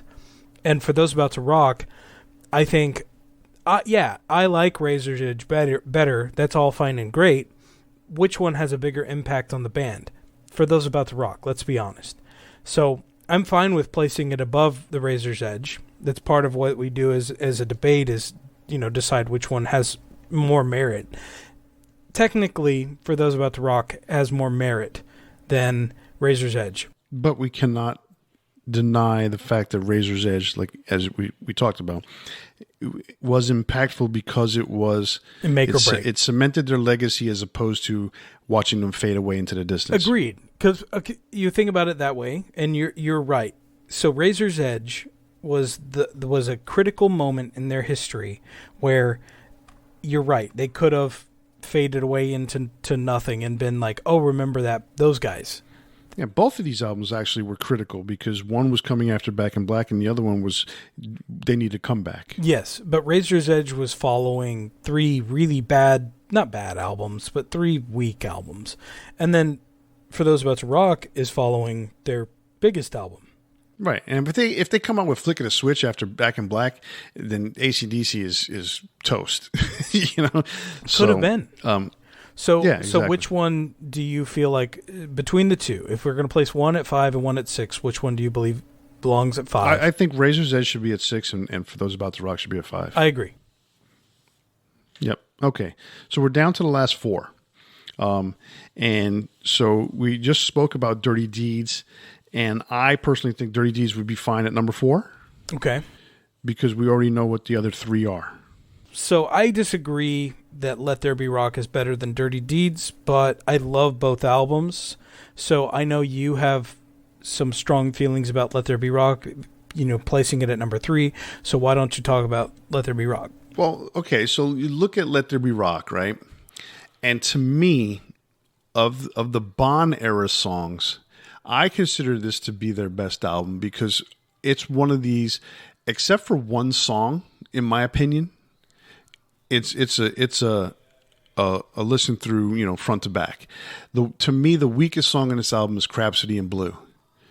And that's the original Australian version. It's not even on the international version. Yeah. Okay. They took Crapsody in Blue off, right? And they threw in Problem Child. For whatever reason, Problem Child. Yeah. So it actually makes the song internationally, because we haven't, internationally we have heard Dirty Deeds, but in the United States we haven't. So in the United States, and this is where we're living, and this is where we're talking from, okay, we have to go with the fact that we've got Problem Child. So to me, front to back, this album is really, really good. Go Down, if you look at it that way, then Go Down to me is the weakest song in the album based on the American version. And I like Go Down. Dog Eat Dog is great. Let There Be Rock, Bad Boy Boogie, Problem Child, Overdose, Hell Ain't a Bad Place to Be, and of course the classic Whole Lotta Rosie. So when you look at it, Dirty Deeds Done Dirt Cheap, I look at Dirty Deeds as a very good album, but at the same time, by this time I wasn't aware that Dirty Deeds was out. But you're aware now. Oh, obviously I'm aware of it now. What is it? But Dirty Deeds is a great song itself. Again, we hear Problem Child again. But to me, is there going to be some rocking and Ain't No Fun Waiting Around to Be a Millionaire and Squealer? Are they stronger than most of the songs on Let There Be Rock? That's where it is. Like Big Balls. It's as cool as Big Balls of a song is. In reality, structure-wise and all that song, is the song that much better than, let's say, Bad Boy Boogie or Overdose? Well, it depends on your definition of what makes a good song. So, correct. Yeah, it's not a technical masterpiece, but it's great. It's it's a masterpiece of double entendre. Oh, yeah. Okay, Dirty Deeds Done Dirt Cheap. Love at First Feel. Big Balls. Rocker's great. Problem Child. You kind of got to discount Problem Child in a way because it's on both albums. Right. But yeah, I think side 2 is a weaker version, is a weaker part of the album. Ride On is great. Oh, okay. I love Ride On. So yes, side 2 is definitely the weaker side. I think side 1 is the weaker side on Let There Be Rock. That being said, Let There Be Rock outweighs all of that, like the track itself. But Dog Eat Dog, Go Down, and Bad Boy Boogie, I think are weaker than Overdose, Hell Ain't a Bad Place to Be, and of course Whole Lotta Rosie is a staple. And Problem Child we're kind of negating in a way. And Crapsody in Blue I think sucks. It's terrible. I'm glad it's not on the U.S. release. I think it sucks. I hate to say that because I love Bon Scott, but yeah, it sucks. So the fact is, to me, these are real close. They are real close. The thing that I think is really telling to me in a way is that Dirty Deeds Done Dirt Cheap has hit 6 times platinum in the U.S. That's with all the confusion, with all the bullshit surrounding this album, it has gained that much popularity. Again, that's where the band really started to hit their stride. Yes, Let There Be Rock is fantastic, and I can't take anything away from it. If anything, they will probably be on the same level. I don't think one is really technically better than the other album, in my opinion, as far as the music goes. But there are certain factors that I think that raise, in my opinion, Dirty Deeds above it. But there's the music video for Let There Be Rock, which is just fantastic. It's so good. And and if you're going to compare it to like the Jailbreak video from the Australian release of Dirty Deeds, it way outclasses the Jailbreak video. And then Let There Be Rock.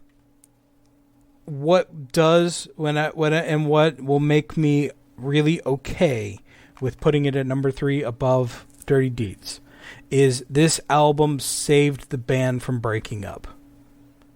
So they were not getting anywhere. Dirty Deeds didn't get released in the US until 1981, after Bond's death. That's pretty massive.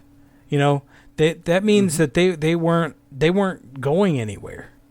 So for Let There Be Rock to come out in the US and actually do fairly well, not amazing, but fairly well, and hit very well on the charts everywhere else, that did save them from their kind of downward slump, and they were thinking that they were going to break up.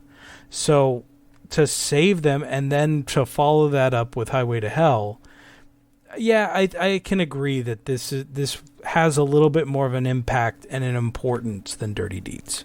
The funny thing about the argument with the sales, yes, Dirty Deeds did 6 times platinum in the United States despite the confusion, compared to 2 million. But you also have to look at when and where are these sales happening, True. right? Let There Be Rock is double platinum. Did it go double platinum because of Back in Black? Was it platinum before Back in Black? Right? Dirty Deeds Done Dirt Cheap is coming out after Back in Black and the impact, and it's the immediate release technically after Back in Black. So I look at that. When you look at, say, the UK, they both went gold. Australia was 5 and 6, and 6, Dirty Deeds being 6. So were they similar in sales? And then because Dirty Deeds came out in America, it created another cycle for the album to be sold in Australia, maybe throwing in another platinum. Who knows? Okay, because we're looking way, way back here. Yeah, so, there's so many factors that you can't pinpoint. So one I see thing. them. The fact that you're willing to say, okay, let's go ahead and put Dirty Deeds at 4 and Let There Be Rock at 3, I'm okay with that. Yeah, there's a lot of factors, but I think it being another make or break moment is very important, and that's why maybe it should go at 3 instead of 4. Okay. So that brings us down to the last 2, in which we both agree. So why don't I'm a bigger fan of Highway to Hell than you are. So why don't I talk about that one and you talk about Back in Black? Okay. So that leads us to number 2, which is Highway to Hell. 7 times platinum in the US, 5 times in Australia. Unfortunately, or in some ways, I guess fortunately, I hate to say it that way, but I don't know if AC/DC would have ever been as big without the passing of Bond, as much of a tragedy as it is.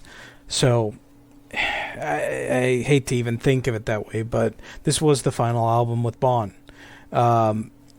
Every song to me from beginning to end is an absolute banger. I can listen to it all the way through every time.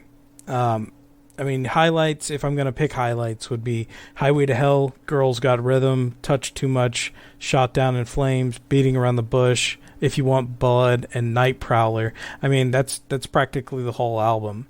I don't think that any of the songs are bad. I just think those are the best ones. Touch Too Much, Girls Got Rhythm, Highway to Hell probably being my favorites. This album to me is my favorite AC/DC album, even more so than Back in Black, but I can recognize that Back in Black is obviously the bigger album, and it sounds better. There's just we'll talk about it in a minute, but it's so well done, and this is a little bit more raw in its sound. You can hear that this is, from Highway to Hell to Back in Black, the progression makes absolute sense. From say Dirty Deeds to Let There Be Rock to Highway to Hell, the progression makes absolute sense. It's such a landmark. It's such a tragedy that Bond died. His lyrics on this album are just magic. And it's so crazy to think, like, you have an album like Highway to Hell, which is just so good, to call it a number 2, but it makes sense when you put it up against Back in Black.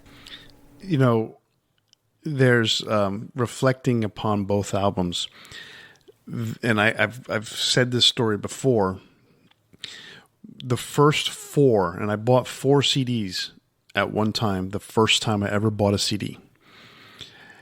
One of them was because it just came out and it was the big album of the time, and that was Guns N' Roses' Lies. But then I bought 3, catalog albums. The other ones being Queensryche's The Warning, because I was a big Queensryche fan. So this is coming out. I purchased my first CDs, I believe, before Queensryche Operation Mindcrime. And Back in Black and Highway to Hell. Bought them both at the same time. That's how impactful those albums are to me. That I had to buy both of them at the same time because I had to have them. I had to have Highway to Hell. I had to have Back in Black. Being 1 or 2, like you said, it's hard to sit there and say, oh, Highway to Hell is a number 2 album. But, it's hard to live up to what is number 1, Back in Black, because of what the impact that Back in Black has. Mm-hmm. So Highway to Hell to me is an amazing album. I agree with you. The songs, front to back. I mean, when you think, in my opinion, Get It Hot is the worst song on the album. But it's still good. It's still fun. Oh, exactly. Yeah. It's a very good song. My favorite song on the album is Touch Too Much. Touch Too Much is so good. It's just so, it's got such a cool groove to it. Highway to Hell is a classic. It is what it is. I mean, you can't deny the strength of that song. The problem lies in a lot of times with these 2 specific albums is you hear these songs so much that they lose some of the impact. Like you hear, if you go to a baseball game, you're gonna hear one of these songs on these albums, Right. Yeah, exactly. And so I get that aspect of it, but the world is a little different now. I don't know if people listen to radio the same as they used to. I really don't listen to radio. When new music comes out, I listen to it, and I'll find out if I like something or not. It's just a different world than it used to be. But it's a different world. But I heard something the other day or reading something, and radio is still very, very, very impactful. So that's so something to be said about that. That's good. Yeah. So, you turn around and you say, okay, so the number 1 album is going to be Back in Black. And it's undeniable. Why? 25 times platinum in the US, 12 times platinum in Australia. Exactly. So think about that. 25 times platinum. That is astronomical. That's over 3 times what Highway to Hell did. It's nuts to think about the amount of people that have purchased this album. And some of us twice or 3 times. I mean, hell, I have it. I mean, when you buy the box set, was it Bonfire? You get Back in Black. It's true. But that goes under a different kind of category in terms of sales because it's part of the box set. But again, that's the reason why I have 2 versions of it. And then when the remastered version came out, that was even better sounding. This album, you and I have joked about this before. Let Me Put My Love Into You is my least favorite song. I love that song. I still know the song so well because this is an album front to back is a masterpiece. Okay, my favorite AC/DC song of all time is on this album, "Shoot to Thrill." To the point, my wife and I were watching something the other day. I can't remember who we were watching, but they used the Hell's Bells bell in the music that was being played. I can't remember what we were watching, if it was a concert, if it was something else. But I was in the other room, and all of a sudden I hear the bell, and I'm like, that's AC/DC. Why is another band playing AC/DC or using it? So they were sampling it as part of the song. It was absolutely undeniable that was Highway to Hell. I mean, excuse me. That was Hell's Bells.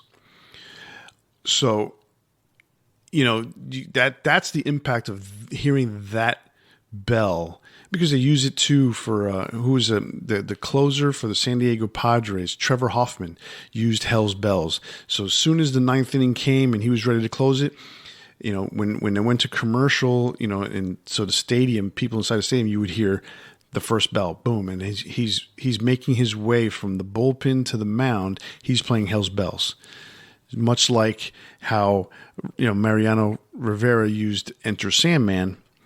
Trevor Hoffman used Hell's Bells. So it's crazy to think about that. Well, I mean, this is another album that was a make or break moment for AC/DC. I mean, They've obviously had a lot of those in their career. They really have. But you think about it, like their lead singer and primary lyricist died. He was no longer there.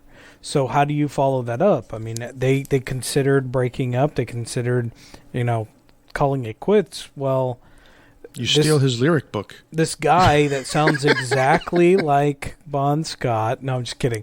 So when I was in high school, there was a friend of mine who was talking about AC/DC, and he says, and so Bon dies, and they get this guy that sounds exactly the same, and I was like, what? Yeah, I don't know who thinks they sound exactly the same. But that'll always stick with me. But yeah, I mean, they bring in Brian Johnson, and in some cosmic sense, he has the approval of Bon's parents because they knew each other, and Bon had said he liked Geordie, and like there was all these things that lined up. And then they start writing the songs, and there's the emotion being poured into it over what's been going on, and the production's perfect, and all these. It's just kismet, It's just kismet. Like, this album is so perfect. It really is. It is, and what makes it all that much more insane, if you want to look at it that way, is that Bon died in February of 1980. They hire a new singer, record a new album, and release the album in a period of 5 months. Mm-hmm. 4 months, if you want to look at the fact that they finished recording it, and it took 2 months, or excuse me, 3 months. It took 5 months overall to release the album, 3 months to record it, or to get to the end of the recording from the time of his death. It's only months. We're not talking years. It's months. Because nowadays, somebody dies, and it takes a couple years just to make sure that everything is settled properly. This was months, and it's amazing to think that they were able to do something like that in such a short period of time. Yep. So, Back in Black is, in our opinion, their best album. Well, the most impactful. I mean, you talk about turning points in their career, or they need to do something to, the career. What was it that you called it? Make or break point in their career, and they had several of these. The one thing that's really cool is each and every time there was a make or break period or make or break point in their career, they answered the bell. They rose to the occasion. Yep. They rose to the occasion. If they can only think that every album was make or break. So, well, here we are. People said after, and it's obviously we didn't put it as the highest on our list, but people said, like, after Brian left and Cliff left and all this stuff, like when they're finally going to release Power Up, they're just doing it because they're, but no, we ended up putting a Power Up at what, number 10? So, mm-hmm. Like, obviously, that's something to be said when they've got 16 albums. So, it's one of those things. This band has a way of continuing to do what they love and expressing that and making you feel that love. Yes, absolutely. So, we're at this point here where we've ranked these 16 through 1. Is there any changes that you think you want to make to this list the way we have it? I mean, I really don't think so. I think the way we discussed it, everything, from beginning to end. The only thing that I'd, maybe question is, say, rocker bust or stiff upper lip. But that being said, I like the way we have the list. I think it's fine. Okay, I agree with you in terms of rocker bust or stiff upper lip, but to me, it's like sort of like the number 1 and number 2, 15 and 16 at this point. They're so close, it doesn't matter. Yeah. So we'll go ahead and leave it the way it is. Why don't you go ahead and read the 16 through 1? Why don't you read the worst to first of AC/DC's studio albums? All right. So at number 16, we got Stiff Upper Lip. Number 15, we got Rock or Bust. At 14, Fly on the Wall. At 13, Flick of the Switch. At 12, Blow Up Your Video. At 11, Ball Breaker. At number 10, we got Power Up. At number 9, we got Black Ice. At number 8, High Voltage. At number 7, Power Age. At number 6, The Razor's Edge. At number 5, For Those About to Rock. At number 4, Dirty Deeds. Number 3, Let There Be Rock. Number 2, Highway to Hell. And number 1, Back in Black. I can go with that. I like that. So that is our worst to first AC/DC albums. This is probably the first time. Well, this is the first time that we've done something like this. I think we're definitely going to do some more. There are some bands out there, some classic hard rock, heavy metal bands that have a extensive catalog. You guys out there know who they are. We are going to try to incorporate some other bands that are not necessarily ones that we talk about all the time that do have an extensive catalog to hopefully, mix in some other bands that we haven't talked about much. So I like the list. I don't know. It's pretty cool. I mean, I've been a fan of AC/DC's for so many years. This is definitely to me, a definitive list. I think so. I mean, talking about it and kind of going over the merits of everything, kind of seeing it from somebody else's perspective too is really interesting. That's what I really enjoy about these debates is that, you can see it in your eyes, but sometimes when you talk about like, oh, this album impacted me because of when it came out and how, what was going on in my life and things like that. That's always an interesting perspective. I always like that. Definitely.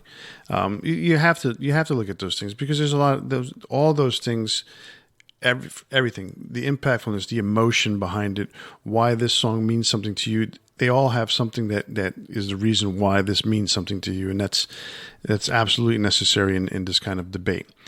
Yep. All right. Well, that brings us to something we haven't spoke about today, and that is our Big Four. Our Big Four for this week is a review of this year. We didn't do it last year. And I think part of it had to do with just the craziness of 2020. But this year we're going to do it. We are going to do the Big Four albums of 2021. So we have looked at all the albums that came out this year. Some of them we've bought, most of them we didn't. So we're gonna break down what our Big Four are. And I know you mentioned to me earlier that you have a couple that you want to mention. So why don't you go ahead and go first on this one? Okay. So I'm going to give my Big Four, but then I'm also going to just mention some albums afterwards that I really enjoyed as well. I know we don't usually do, say, honorable mentions, but since this is kind of wrapping up the year, I'd like to kind of just address a couple others that I enjoyed. So my number 4 is one that I'm not sure I talked about this year, but one that I've really enjoyed listening to over the last few months, and that's Hannes Grossmann. He was the drummer from Obscura. At least that's where I knew him from. But he's kind of one of these guys that has his hands, or his Hannes, in a lot of the in a lot of the metal community. He plays with a lot of different people, including Triptychon, which was George Fisher from. Or Tom Fisher, I'm sorry, not George Fisher. That's Cannibal Corpse, jeez. So Tom Fisher, who was, what was the band? Celtic Frost. Celtic Frost. So he's worked with Triptykon, he's worked with a lot of different people, and so he had singers Morian and V. Santora join him, as well as Linus Klausenitzer, as well as Linus Klausenitzer and Christian Moenzer, who were both in Obscura with him at one point, and Danny Tucker on guitar, released this incredible tech death album that I just love. It's so good. The highlights are the great designer, symbolic nature of terms in the Glacier's Eye.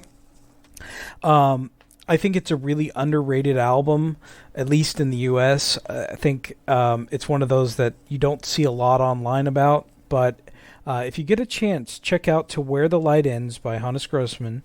It is excellent, and if you're into tech death at all, or even not, just give it a try. Listen to any of these tracks. The Great Designers, the opening track, and it kind of gives you an idea, but there's so much more to it. Christian Moensner does some solos on it that are mind-blowing. My number 3 is Beast in Black, Dark Connection. This was an interesting release to me because their first 2 albums were very similar to each other. I really like Beast in Black. Their singer Yannis Papadopoulos, he has such an amazing range. He blows my mind every time I hear him sing. So one thing about this album that I really enjoyed was that it took them in kind of a bold new direction where they incorporated more of the techno aspect of their music, to the point that the album is more based around like Blade Runner-esque cyberpunk themes than the first 2 albums, which were more like swords and sorcery and that kind of stuff. They interestingly did a cover of They Don't Care About Us by Michael Jackson, which was a lot of fun. There's a music video. If you get a chance, check out the music video for Moonlight Rendezvous. It is like watching a Blade Runner-esque movie. It is so fun. But Blade Runner is actually the first track on the album. You can tell what the inspiration is. So good. So the next, my number 2 is Obscura with A Valediction. Obscura had pretty much broken apart following their last album, where everyone that was in the band, other than Stefan Kumura, the guitarist and singer, left the band. So what does he do? He reestablishes the band by bringing back in former members Christian Moensner and Joran Paul Thesseling on guitar and bass, and then brings in an amazing drummer, David Diepold. So I was really, not skeptical at first, like when everybody left, but I was a little bit nervous. But as he announced which members were rejoining, I got more and more excited. And a lot of the guys, actually all the guys that left formed another band called Obsidious, which is kind of a spin-off, a little bit different take on, what they were doing musically. And I was really pleasantly surprised that I still enjoyed what Obscura is doing more than what I've heard from Obsidious so far. It just really shows me that Stefan is a musical genius, and I'm just very satisfied with what they put out this time.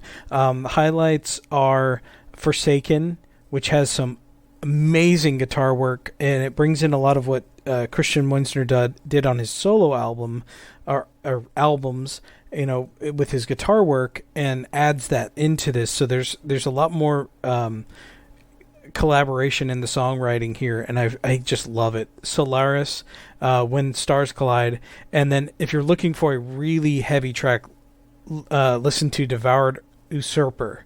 It is so heavy and so good. And then my number 1, we did a full review of it earlier this year, and that was Senjutsu by Iron Maiden. Stratego, The Writing on the Wall, Days of Future Past, The Parchment, Hell on Earth, and I could go on because this is an album I can listen to from beginning to end. Hell on Earth I could not stop listening to that song on repeat for months. This is my favorite Iron Maiden album in years, and I really truly mean that. I know some people have disagreed and they don't like this era of Iron Maiden. I disagree. I think they've, as from 2000 on, they've they started really strong and then they kind of were hit or miss for a little bit, but then coming out with this album here, even 20 years later since their reunion, I'm blown away and I'm so happy that this album came out this year. I just absolutely loved it. And then go on. I was just going to say, and then for my honorable mentions, I just kind of want to mention Bottom After Midnight. They released a EP, Paint the Sky with Blood. It's really good. It's going to be missed by a lot of people because Alexi passed away around this time last year, and it came out, I believe, in April, and it's going to have a hard time finding ground to sit on following his passing. But definitely check out those 3 songs that they did. Except Too Mean to Die. Absolutely loved it. I don't want to go into too much detail on these, so we kind of wrap things up. But check out The Best Is Yet to Come. That is a really awesome track. But the whole album is another one that I can listen to from beginning to end. I really like it. KK's Priest came out this year with Sermons of the Sinner. I'm really glad to hear KK doing something. I know a lot of people have opinions on him talking so much about Judas Priest and everything, but I get that from his perspective. But the album itself is really good. I think you kind of even mentioned at one point you thought like, what is this Judas Priest song? I don't remember this one. So, yeah. And then Halloween came out with their self-titled album this year. It's a lot of fun. The Absence is another band I really like. They released Coffinized. This was one I kind of slept on, and I've only really listened to it a few times lately, and I really like it. So definitely check that one out because The Absence is an awesome death metal band. And there was one last one I want to mention, which was Ophidian One, and they're a band from Iceland. I talked about them in a Freshly Forged earlier this year, and I'm still kind of wrapping my head around this one because it's like ultra tech death. The song Spiral to Oblivion is mind-blowing, and I still, like, every time I listen to it I have to kind of like process it. So if you're not into that kind of thing, you won't enjoy it. It is extremely tech death, but you can hear these guys are extremely talented, and definitely worth at least a listen. Absolutely. Dude, that is a really cool list. I know we had talked about some of those bands. I mean, we talked all about Obscura, Beast in Black, and Hannes Grossman throughout the year. So that is definitely a really cool list, and it's definitely different than mine, except for one. So my big 4 albums for 2021 is as follows. And the first one, number 4, is not a full-length album, but it is an EP. It's got 3 songs, but it's extremely important in the timeline and in the sequence of things, I guess you could say. Bottom After Midnight with Paint the Sky with Blood, the EP. 1 year ago, Alexi Laiho passed away. It was a shock to the international metal scene. And it was one of those things where we had so many high hopes for this album, and when it was finally released, we understand why we had those high hopes. You have turned me into a Children of Bodom fan, and I had known about them because I had seen them in concert, but it was not something that really stuck with me until you and I started doing this podcast and became good friends. But I watched the video, and you and I had the same thought: was, hey, he shared the guitar solos. Yep. And that was really cool. And so the song Paint the Sky with Blood is just incredible. I really, really, really enjoy that song. The other 2 songs on the album are also extremely strong. So it's unfortunate that these are the final works for Alexi, but at the same time, we are fortunate enough to finally have these songs, which were the final works of Alexi, and they came out and they were as good as anything he had done in the past. So that's awesome. Number 3 for me is KK's Priest, The Sermons of the Sinner. It's the debut album of former Judas Priest guitarist KK Downing, which also includes former Judas Priest singer Tim Ripper Owens. There are some really good songs on this album. Like Chris mentioned, there's been a couple times where I've thrown the songs on my playlist and they come up and I'm like, is this a Priest song is this from the stuff from Jugulator? No. Is this off of Painkiller? Because it sounded like Painkiller. No, it's not. It's the stuff off of KK's Priest. And it's that good. So it's a very good album. So it's my number 3. Number 2 is Accept's Too Mean to Die. It's the 15th or 16th studio album from the band, depending on how you count the first 2 albums. It's an extremely good album. I mean, to me, it's probably their strongest album since Blood of the Nations. And that tells you something, because the 2 albums that came out after Blood of the Nations were 2 or 3 were pretty strong. But this one is probably the strongest of all the albums with Mark Tornillo on vocals. on singer. To piggyback on that a little bit, I kind of like Too Mean to Die. As time's gone on, I kind of like it better than Blood to the Nations. So it's questionable. I may feel that differently a different day, but I've been really enjoying this album. Yeah, and I enjoy it. And the reason why I say it's the best thing since Blood of the Nations is because Blood of the Nations was so strong. Coming back from basically oblivion. They were nothing. They didn't exist really. To come back and put out Blood of the Nations, and Blood of the Nations, Teutonic Terrors, Pandemic is on that album. And there's a couple other songs that are really good.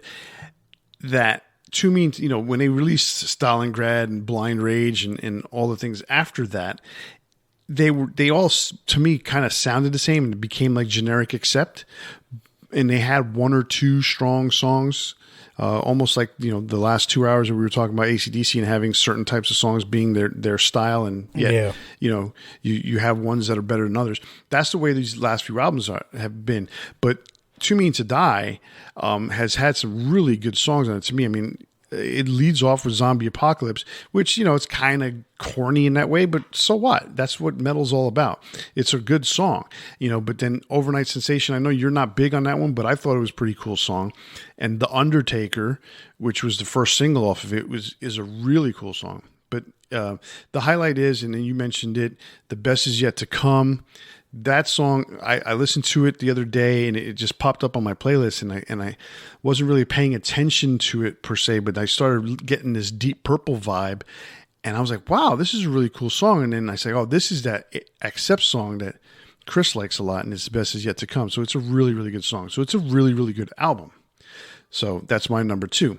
And my number 1 is a consensus with yours, Iron Maiden, Senjutsu. What else is there to say about it? It's their 17th studio album in a really long 46, 47-year career. They're still at the top of their game. It's a strong, strong, strong album. If you like the reunion era stuff, you're going to really love this album. If you're not a fan of the reunion era stuff, you're still going to like this album because it's still got some strong stuff on it. You just have to kind of get used to it. And that's all I can say about it, because if you're not into the reunion era stuff, you're missing out, and that's part of the issue. And I've finally accepted certain things about it. And I let the first 2 minutes of the song go by so I could then hear the rest of the song, which is actually the good part.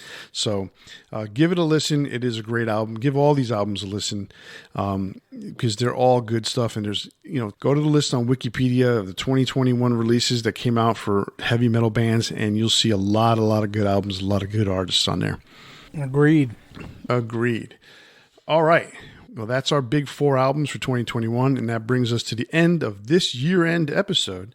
So if you liked what you heard and you want to hear more, you can find us wherever you get your podcasts. So click that subscribe button and check us out every week. That's right. And if you enjoyed what you heard today, be sure to leave us a message on Facebook at Debating Metal Podcast and on Instagram and Twitter at Debating Metal.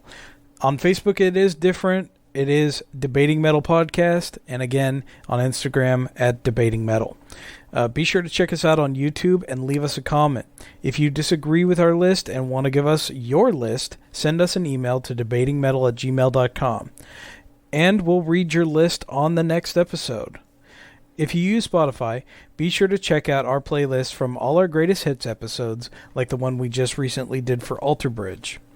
And remember to tune in to the next episode where we spark up another exciting metal debate.